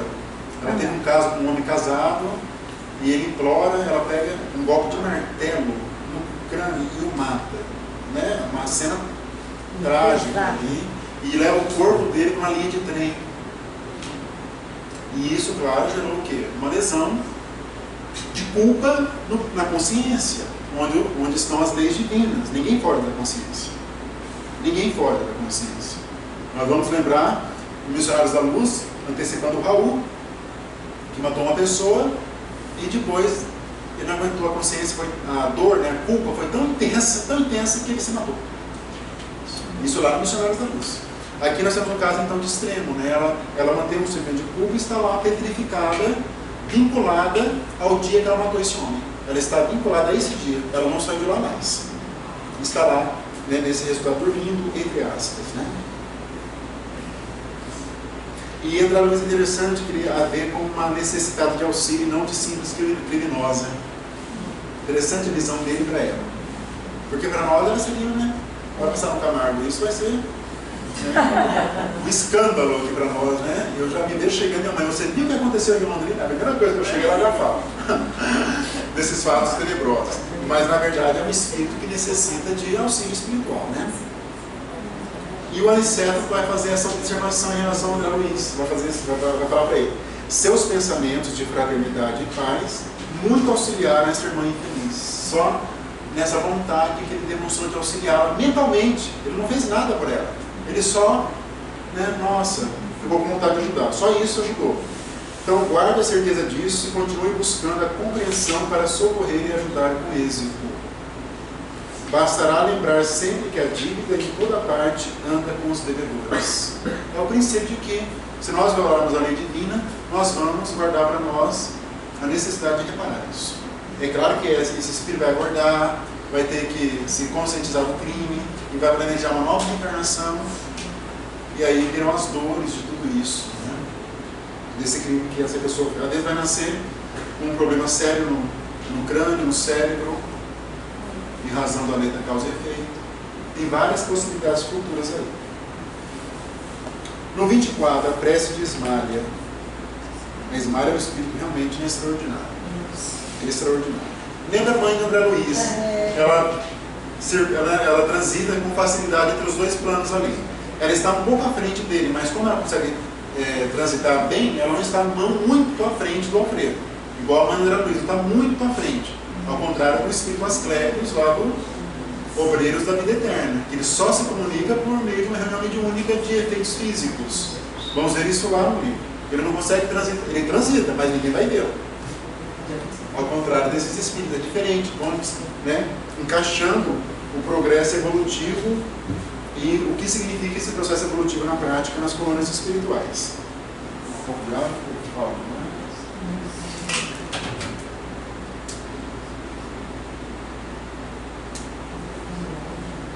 E ela faz então uma prece em favor daqueles que dormem.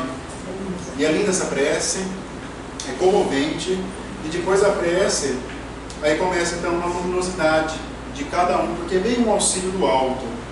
Reparem isso na obra do André Luiz, sempre tem um auxílio do alto. Geralmente são de outros espíritos superiores. Vocês têm que ter essa lógica, que existe sim uma comunicação entre os que estão ali, os espíritos, com outros planos. Então lá, por exemplo, no Missionários da Luz, mais adiante, vai ter um momento que espíritos vão entregar uma coroa, né, de turbalinas, de umas pedras preciosas, para uma futura mãe. Mas ninguém vê, só o espírito Alexandre, na minha opinião, que vê. Mãos colocam assim em cima, ninguém vê, porque são espíritos ainda mais evoluídos, os que se encontravam ali. Então, quando você faz uma prece no plano espiritual, geralmente vem jatos de magnetismo, de luminosidade, e passa pela pessoa que faz a prece, sempre tem essa lógica, e atinge os que estão ali. Não é direto, sempre passa por um. Tem um princípio. E aqui você vai observar isso, né?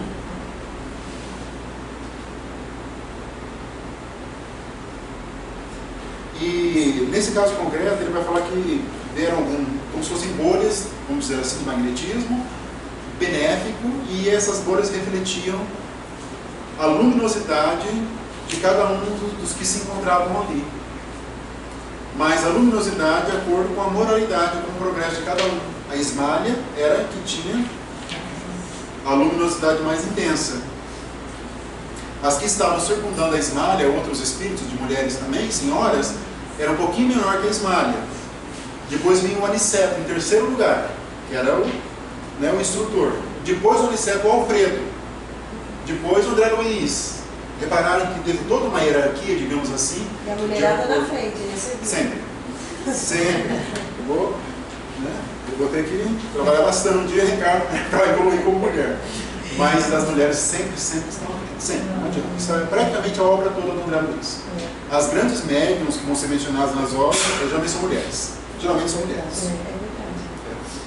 E é mesmo, no dia a dia mesmo, as mulheres são mais... Mas qualquer igreja, qualquer centro espírita, a maior frequência de mulheres. São as mulheres.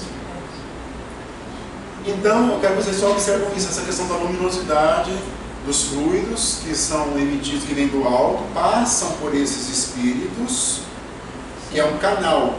E depois que passam por eles, essas bolhas, elas vão então atingir os que dormem.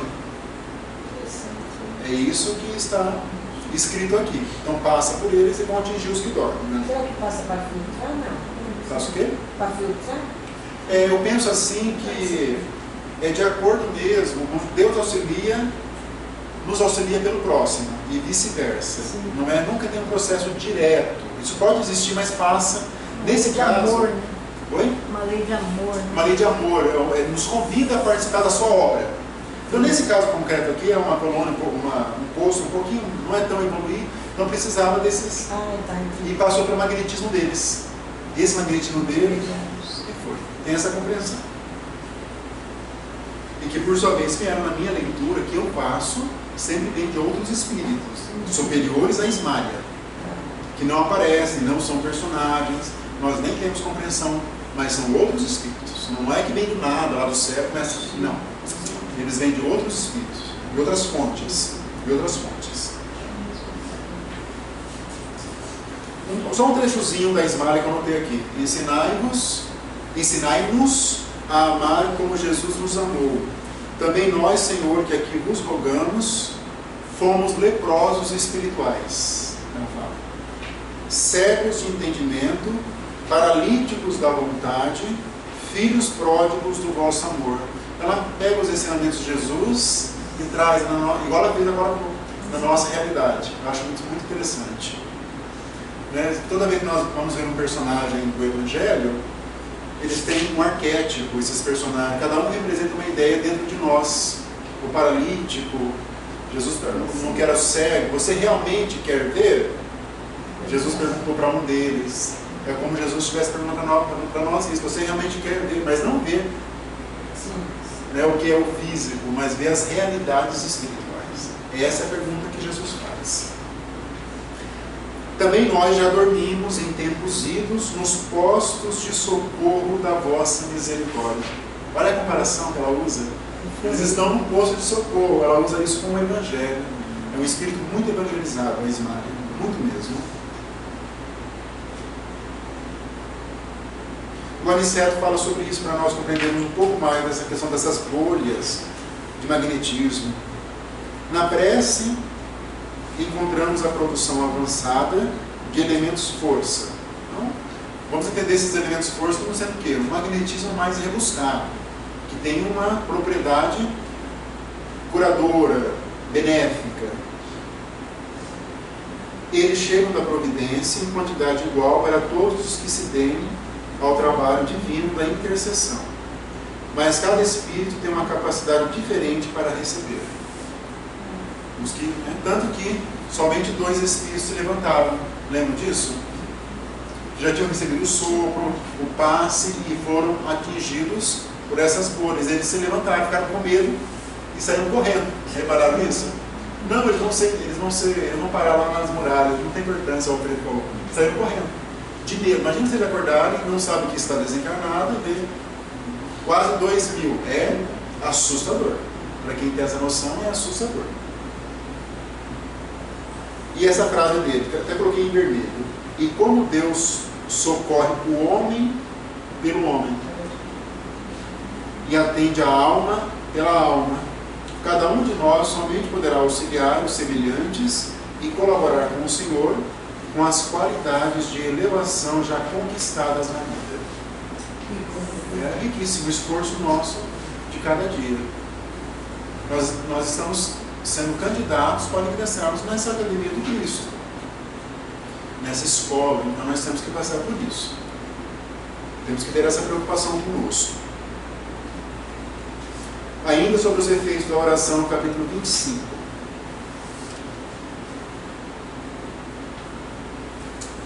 Então essas bolhas luminosas, elas incidiam sobre os cadáveres, entre aspas, e ouviram-se então palavras, gemidos.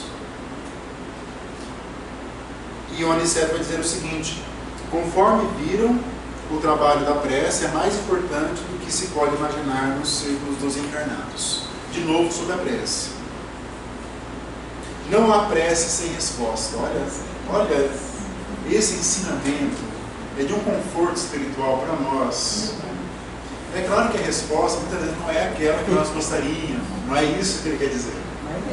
Não é aquela resposta imediatista, que acabe com um sofrimento, ou que nos dê algo, ou que nos dê até um bem material, ou, enfim, que resolva uma situação de conflito. Não é isso a resposta. A resposta vem por meio de um alento, um despertamento de ideias, de um vigor para suportarmos as provações da vida. É assim que vem a resposta do alto. É dessa maneira. Mas não há prece sem resposta. Para mim, essa é a frase mais importante aqui. E a oração filha do amor não é apenas súplica. Não é só quando nós só pedimos uma súplica. É comunhão entre o Criador e a criatura. Nós estamos nos conectando com Deus por meio da prece. Por isso que é bom, Joana de Ângeles fala, já falei algumas vezes, nós temos que orar na proporção que nós alimentamos o corpo físico. Porque a prece, ela no fundo também é um alimento para o espírito. Nós nos conectamos com Deus. Claro que não devemos fazer da prece algo banalizado, mas temos que utilizá-la com equilíbrio, mas porém usar desse manancial que nos conecta com o Criador. Com a comunhão, nos momentos felizes, tristes, enfim, todos os setores da nossa vida. É comunhão entre o Criador e a criatura, constituindo assim o mais poderoso influxo magnético que conhecemos, muito superior ao passe. Acresce notar, porém, que já comentamos o assunto, que a rogativa maléfica conta igualmente com enorme potencial de influenciação. Toda vez que o espírito se coloca nessa atitude mental, estabelece um laço de correspondência entre ele e o além. Se a oração traduz a atividade no bem divino, vem de onde vier, encaminhar-se-á para o além em sentido vertical, né? Buscando as bênçãos da vida superior, cumprindo nos advertir que os maus respondem aos maus nos planos inferiores, entrelaçando-se mentalmente uns com os outros. Então, onde há força mental, onde nós colocamos a nossa mente, vai estar ali o nosso contato magnético, o nosso contato ou com Deus, com os espíritos bons ou com as trevas.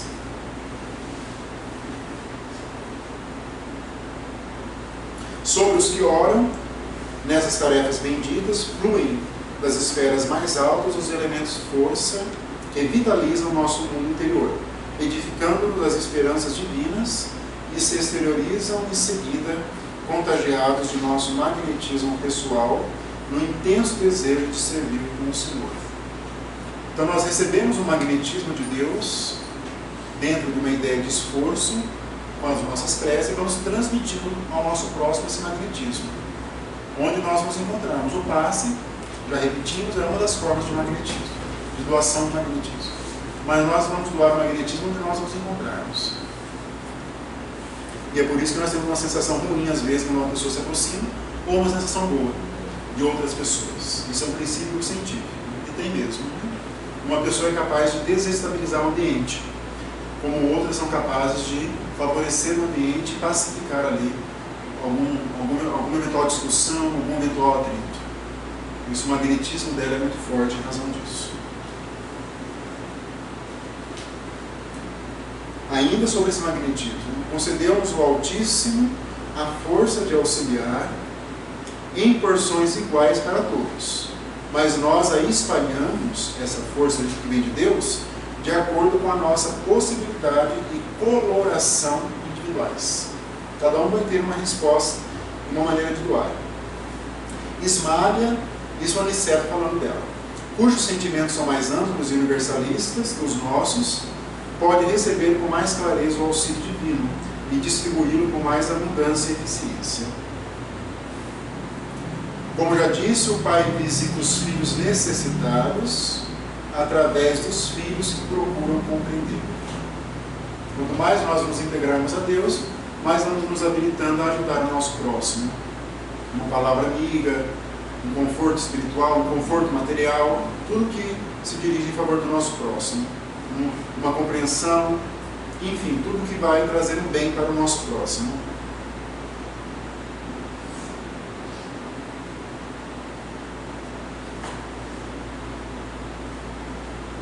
O Senhor atende a todos os homens de boa vontade, por intermédio dos homens bons, que se edificam na casa divina. Então, às vezes, uma pessoa que está mais sintonizada, ela pode ser um instrumento de Deus, das nossas preces. Compreenderam essa lógica de Deus?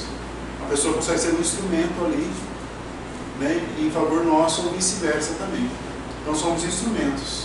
Ele repete isso várias vezes, é a terceira vez. A ideia é sempre repetida. Quanto mais vamos nos qualificando perante Deus, mais vamos nos tornando bons instrumentos da sua providência em favor do nosso próximo. Porque a ética cristã, ela é baseada no próximo. Ela é baseada no interesse do próximo, não no nosso interesse. Não. É sempre no do próximo. A nossa felicidade está em realizar a felicidade do próximo. Essa é a ética cristã. O Chico soube captar isso assim com uma profundidade, né? Francisco Cândido Xavier, muito grande, né? De apagar a si próprio em favor do próximo mesmo. E outros, né? Muitas outras personalidades.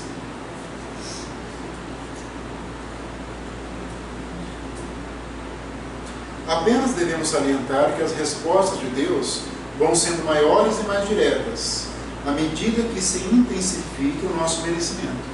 O nosso esforço vai nos galgando, então vai nos dando condições de crescer. E à medida que vamos crescendo, as respostas serão mais nítidas de Deus. Competindo-nos reconhecer que, para semelhantes respostas, são utilizados todos quantos trazem consigo a luz da bondade, ou já possuem mérito e confiança para auxiliar em nome de Deus. É muito bonito, é uma noção de caridade muito profunda que eles dão para nós, que o Unicef nos dá aqui, muito profunda, da nossa significação espiritual, enquanto nós nos encontramos aqui. E ele vai fechar esse capítulo de forma magistral. Ali certo. Façamos todo o bem sem qualquer ansiedade. Semeemo-lo sempre e em toda parte, mas não estacionemos na exigência de resultados.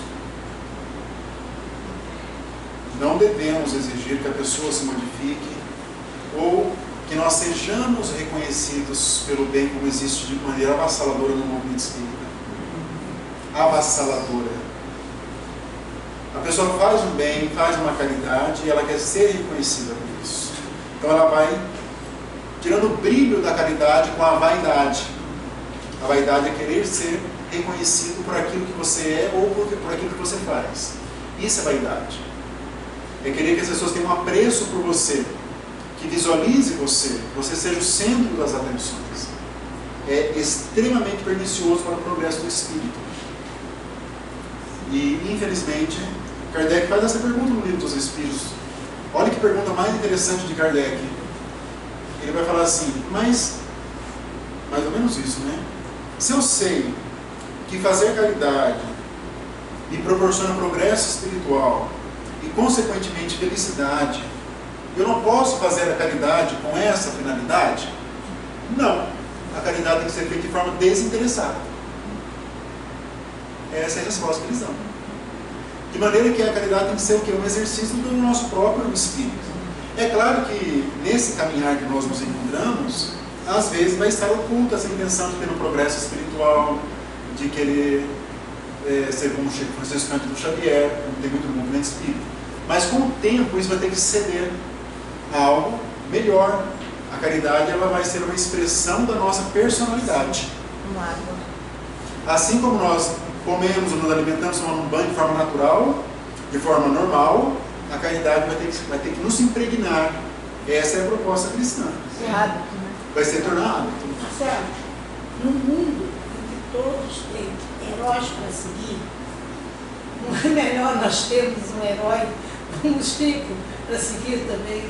Mas não é que nós vamos... ele é um herói para seguir, mas nós temos não que chegar... Não é que nós vamos nos livrar Vamos chegar no momento que desse herói, né? Mas o Alexandre, do Missionários da Luz, vai dizer que ele não quer só espírita para ser consolado.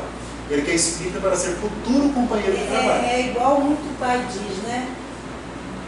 Nossos filhos, hoje, quais são os heróis dos nossos filhos hoje? Era... Não, mas a questão temos que nos inspirar nos grandes. Mais falado na época. A questão é que nós temos que nos inspirar nas grandes pessoas, mas temos que ao mesmo tempo nos inspirar, mas construindo aquilo que o Espiritismo nos ensina. Entendeu? Mas nós temos visto isso não, né? Essa vontade de que o bem seja visto, seja coroado, seja comemorado. Isso é extremamente precioso. É uma luta pessoal, né? Porque Jesus já trouxe a mulher do gasofilácio, né? Eu acho que é o exemplo mais claro disso. Mas a mulher do gasofilácio era ingênua. Não. Ela foi lá e botou, ela não estava esperando nada. Ele que percebeu. Mas nós que conhecemos o Espiritismo, tudo, nós temos que ter uma luta diária para não cair nisso aí. Exatamente. Mas se você já tivesse introjetado, né? Dentro de nós, há 2 mil anos, né? Escondidinho, ninguém precisa saber, você não ia agora querer ser herói.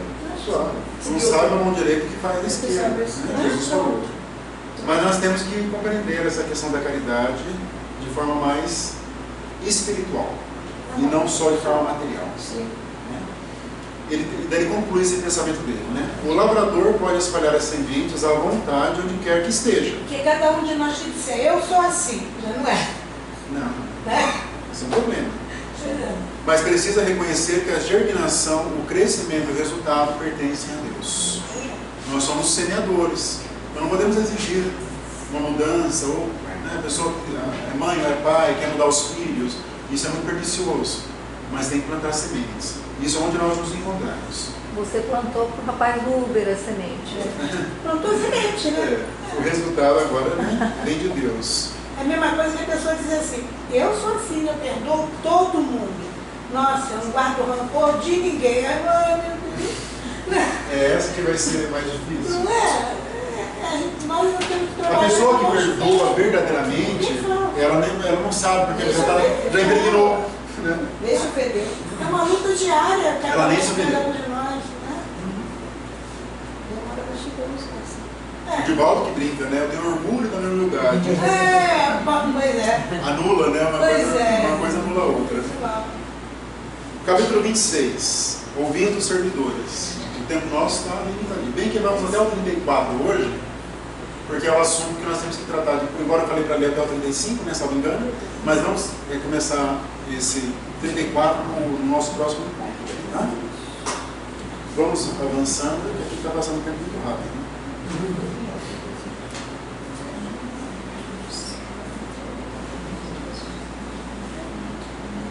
Sobre a saudade, né, dos que ficam aqui na terra, outros que estão lá e sentem aqui, outros que estão aqui e foram. Tem uma frase interessante, um conhecimento importante para nós. A saudade que fere, isso é o Alfredo. Impedido, ele estava falando com o servidor saudoso da família. Né? Ele está desencarnado, a família está aqui encarnada, ele estava com muita saudade. E ele fala assim, Alfredo, a saudade que fere, impedindo-nos atender à vontade divina, não é louvável nem útil. É enfermidade do coração, precipitando-nos em abismos insondáveis de pensamento. Saudade que fere. Não, saudade todos nós vamos sentir 200 que se for, mas aquela muito perniciosa. E é aquela que pode atrapalhar, até ser nociva ao espírito que não tem uma compreensão ainda da espiritualidade. Nós sabemos disso, nós espíritas. Isso está no livro dos Espíritos. É imprescindível conformarmos com os desígnios do Eterno. Tenho a impressão de que Deus nos deixa sozinhos por vezes, a fim de refazermos o aprendizado, melhorando o coração. A solidão, porém, quando aproveitado pela alma, precede o sublime reencontro. Muito bonito. Uma visão de alta espiritualidade. Nós ainda encarnados temos muitas dificuldades em relação, né, a trabalhar esses sentimentos que ficam, né, em relação aos entes que se foram, ou quando está do lado de lá e pensa nos que estão aqui. É uma dor muito grande mesmo. E o Alfredo vai dizer a última frase desse capítulo: os voos de grande altura pedem asas fortes. Então, se desejamos progredir, que é o nosso objetivo, nós temos que fortalecer essas asas. Senão nós podemos cair. É isso que ele fala aqui. Né? O capítulo 27, o caluniador, é o Paulo, que é aquele que acabou caluniando a Ismália na questão do Alfredo, naquele caso do passado dos dois. E depois que o Alfredo se restabeleceu, ele veio atrás do Paulo nas regiões de trevas resgatá-lo. Esse é um exemplo de perdão no sentido mais profundo que nós possamos conceber. Né? E tem um pensamento do Aniceto que é bem interessante nesse capítulo 27. É necessário reconheçamos que os que gemem e sofrem em qualquer parte estão melhorando. Olha que frase. Os que gemem e sofrem, de certa maneira somos todos nós. Em alguns setores da nossa vida, todo mundo tem um problema, ou mais de um. Todo mundo temos. Toda lágrima sincera é bendito sintoma de renovação. Lágrima sincera, não a lágrima de revolta. Agora, os escarnecedores, os ironistas e os perturbados, que não registram a dor, são mais dignos de piedade, por permanecerem embotados em estranha rigidez de atendimento. Esses ainda não estão chorando. Os que estão chorando já se deram conta de que precisam mudar, já se deram conta de que estão numa situação que requer ali um contato maior com a divindade. Esses que estão no mal estão atrás. Estão atrás. Ainda vão chegar no momento que vão chorar. Entenderam a sequência dos acontecimentos? Essa é a lógica. Uma hora os que choram vão deixar de chorar e vão partir então para a reparação, para outros horizontes espirituais. O criminoso nunca consegue fugir, Aniceto, da verdadeira justiça universal, porque carrega o crime cometido em qualquer parte. Porque onde está o crime dele? Na consciência dele. Viveremos de fato com as criações mais íntimas da nossa alma. E como que ele conseguiu o Alfredo, a resgatar o Paulo? Olha que interessante. Isso é um Aniceto falando. Não julguem que o marido de Ismália, Alfredo, conseguiu essa vitória espiritual, resgatando Paulo, tão somente pelo fato de desejá-la. É para nós isso. Ele desejou-a, procurou, alimentou e agora permanece na realização. Ele cuida, ele é um tutor de Paulo lá. Né? Foi todo um processo que ele fez para alcançar, então, essa reaproximação com o algoz, aquele que foi um dos causadores da sua desgraça familiar, enquanto ele se encontrava aqui. Claro que ele teve livre-arbítrio, o Alfredo poderia compreender a situação, mas Paulo ele teve uma dose de responsabilidade no sofrimento que ele foi vítima. No capítulo 28, aí tem uma visita de uma família que veio da colônia, Campo da Paz. Aí nós temos algumas informações que vão ali falando das duas colônias. Né? Aí esse Bacelar, que é o senhor que tem umas filhas, uma esposa, vai dizer também, ele compõe o quê? Ele chefia missões de assistência aos encarnados. E ele vai dizer que nós aqui, encarnados, tem muito desculpismo. Deus usa essa palavra. Para não ajudar. Nesse terreno de assistência espiritual, verão um dia o Bacelar falando: quantos pretextos são inventados pelas criaturas terrestres por fugir ao testemunho da verdade divina nas tarefas que lhes são próprias. Raros companheiros encarnados conseguem viver sem a contradição de querer trabalho, de querer evoluir, mas fica no ócio, não consegue ingressar nesse programa de trabalho.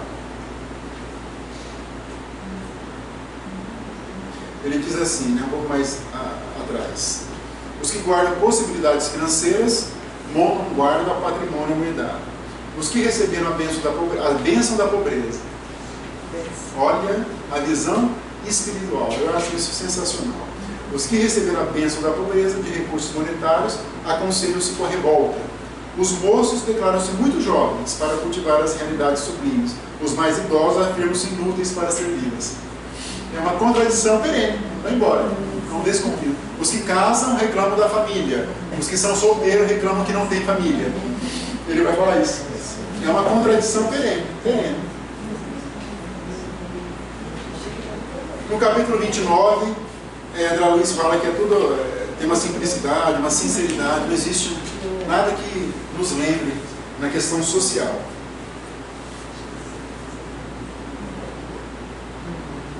E a principal diferença entre Campo da Paz e Nosso Lar vai ser dita pela Cecília, uma das filhas ali.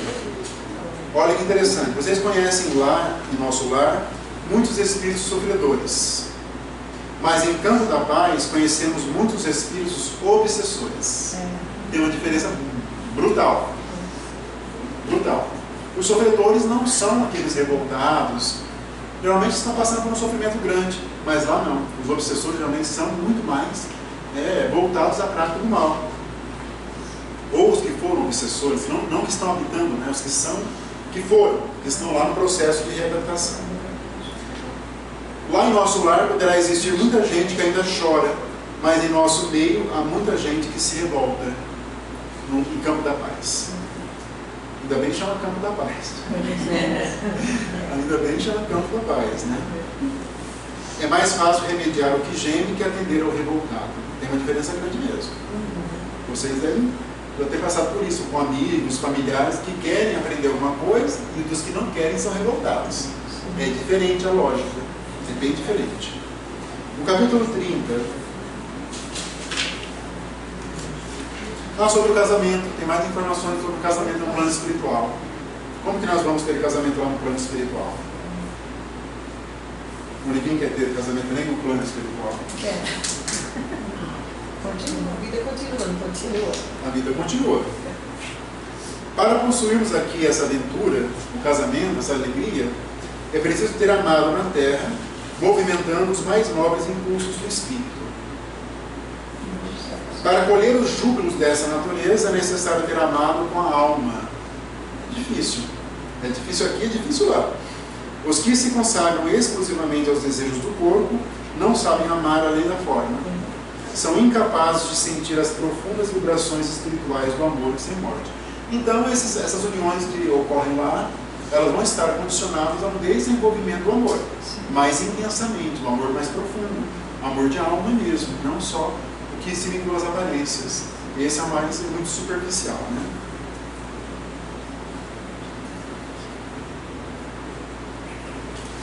Tudo de bom, Aldolina, deve aguardar o do destino quem sabe servir ao bem e trabalhar com esperança. E ela vai dizer a Cecília: a nosso ver, Campo da Paz é mais que tudo um avançado centro de enfermagem, rodeado de perigos, porque os irmãos ignorantes e infelizes nos cercam o esforço por todos os lados. De 10 em 10 quilômetros nas zonas da nossa vizinhança há postos de socorro. Viram essa informação? Nós estamos falando de um posto de socorro, mas existe um a cada 10 quilômetros, que é uma distância relativamente curta. Né? Após como esse que funcionam como instituições de assistência fraternal e de sentinelas ativas ao mesmo tempo. Então, algumas diferenças que nós devemos fixar em relação ao Campo da Paz e o Nosso Lar são essas: espíritos mais ainda rebeldes, um pouco mais, embora já tenham sido resgatados, mas estão na colônia Campo da Paz. Se o Nosso Lar já não é lugar de espírito vencedor, Campo da Paz então menos ainda, evidentemente. Aí tem no capítulo 31, Cecília, o órgão. Eles também preparam ali reencarnações, né? Preparam também reencarnações. Muitos sequer vão saber que estavam desencarnados. Vocês vão percebendo isso. Vão conviver lá, mas não pensam que estão no hospital. e vão reencarnar sem saber que estiveram desencarnados, por ignorância. Tem um caso desse lá no finalzinho, no livro E a Vida Continua, no 13º livro. No 31 não tem só uma frase que eu notei da Ismália: o amor é a luz de Deus, ainda mesmo quando resplandeça no fundo do abismo. No 32, a melodia sublime, a Ismália. Vocês perceberam o que aconteceu ali?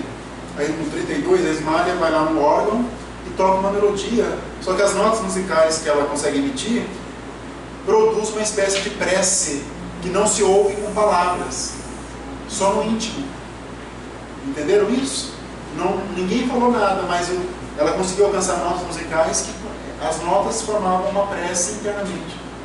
Então é algo extraordinário, que ainda eles foram as lágrimas. O Aniceto foi as lágrimas, só pela prece, pela melodia. Interessante isso, né? Algumas composições podem também levar as lágrimas aqui na Terra. Pega um violino muito melodioso, toca lá aquela do Barrebel, ou então alguma cantata, alguma de bar, pode levar as lágrimas, dependendo do violino. O violino é um instrumento melodioso, melódico, muito melódico. Então, desde 2 cordas do violino leva na hora as pessoas às lágrimas. Principalmente a madrugada, né? As lágrimas. Então eu lembrei disso, mas daqui aconteceu isso, né? Ele falava para Luiz: oração que eu não escutava com os ouvidos, mas recebia em cheio na alma, através de vibrações sutis, como se o melodioso som estivesse impregnado do verbo silencioso e criador. Ela produziu isso em Ismália. Ao contrário da Cecília, que também foi uma música bonita, mas não se compara com a Ismália. A Ismália tinha outro patamar evolutivo. O Aniceto vai concluir: Cecília falou-nos do sublime amor terrestre, Ismália arrebatou-nos ao divino amor celestial. Cada um de nós traz nos caminhos da vida os arquivos de si mesmo. Enquanto os maus exibem o inferno que criaram para o íntimo, os bons revelam o paraíso que edificaram no próprio coração. Mas é isso. Vamos parar por aqui, porque o 33 em diante é a descida. Aí vamos concluir para ter uma sequência lógica do livro. Tá? Aí vocês leem então para o próximo encontro, até o último capítulo, que nós vamos então encerrar a obra. Até o capítulo 51, então. Vamos começar do 33 até o 51. Tá? Prestem atenção também, principalmente nessas informações do Aniceto, nessa questão aí do trânsito na zona rural, dos espíritos que habitam ali, para quem já leu. Tem algumas informações interessantes que fogem um pouquinho da nossa convenção aqui, dos costumes. Pessoal, quem queria fazer mais algum comentário, tem ainda 4 minutos. Né? Vamos reservar, às vezes alguém for com alguma dúvida, porque eu só consigo abordar os assuntos principais. Como a nossa leitura é mais dinâmica, então eu só tenho por objetivo despertar algumas ideias. Vocês já leram, porque, como nós já falamos aqui, o brilho da leitura da obra, ela se dá por meio da leitura solitária.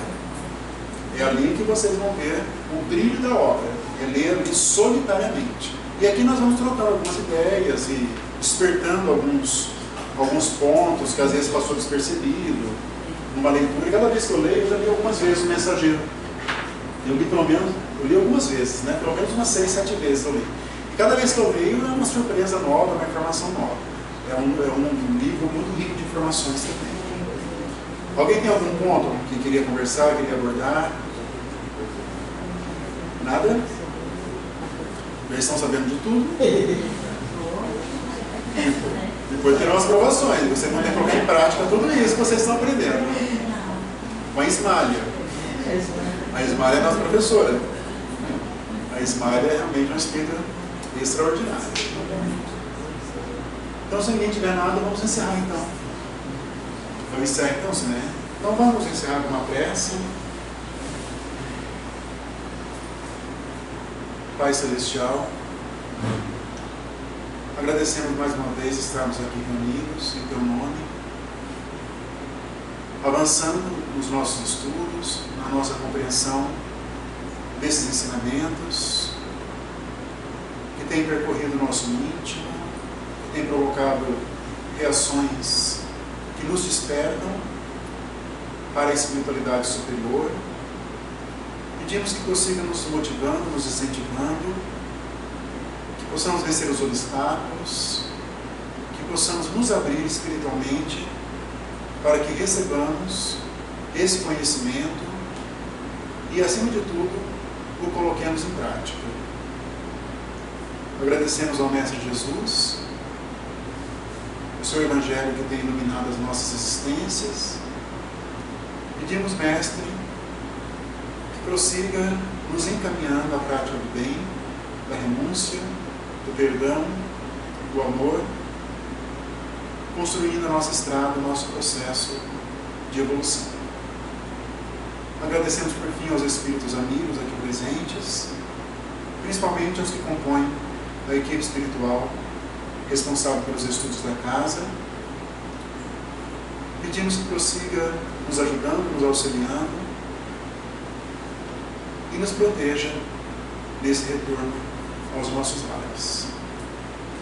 É o que pedimos, Pai, em Teu nome, hoje e sempre, assim seja.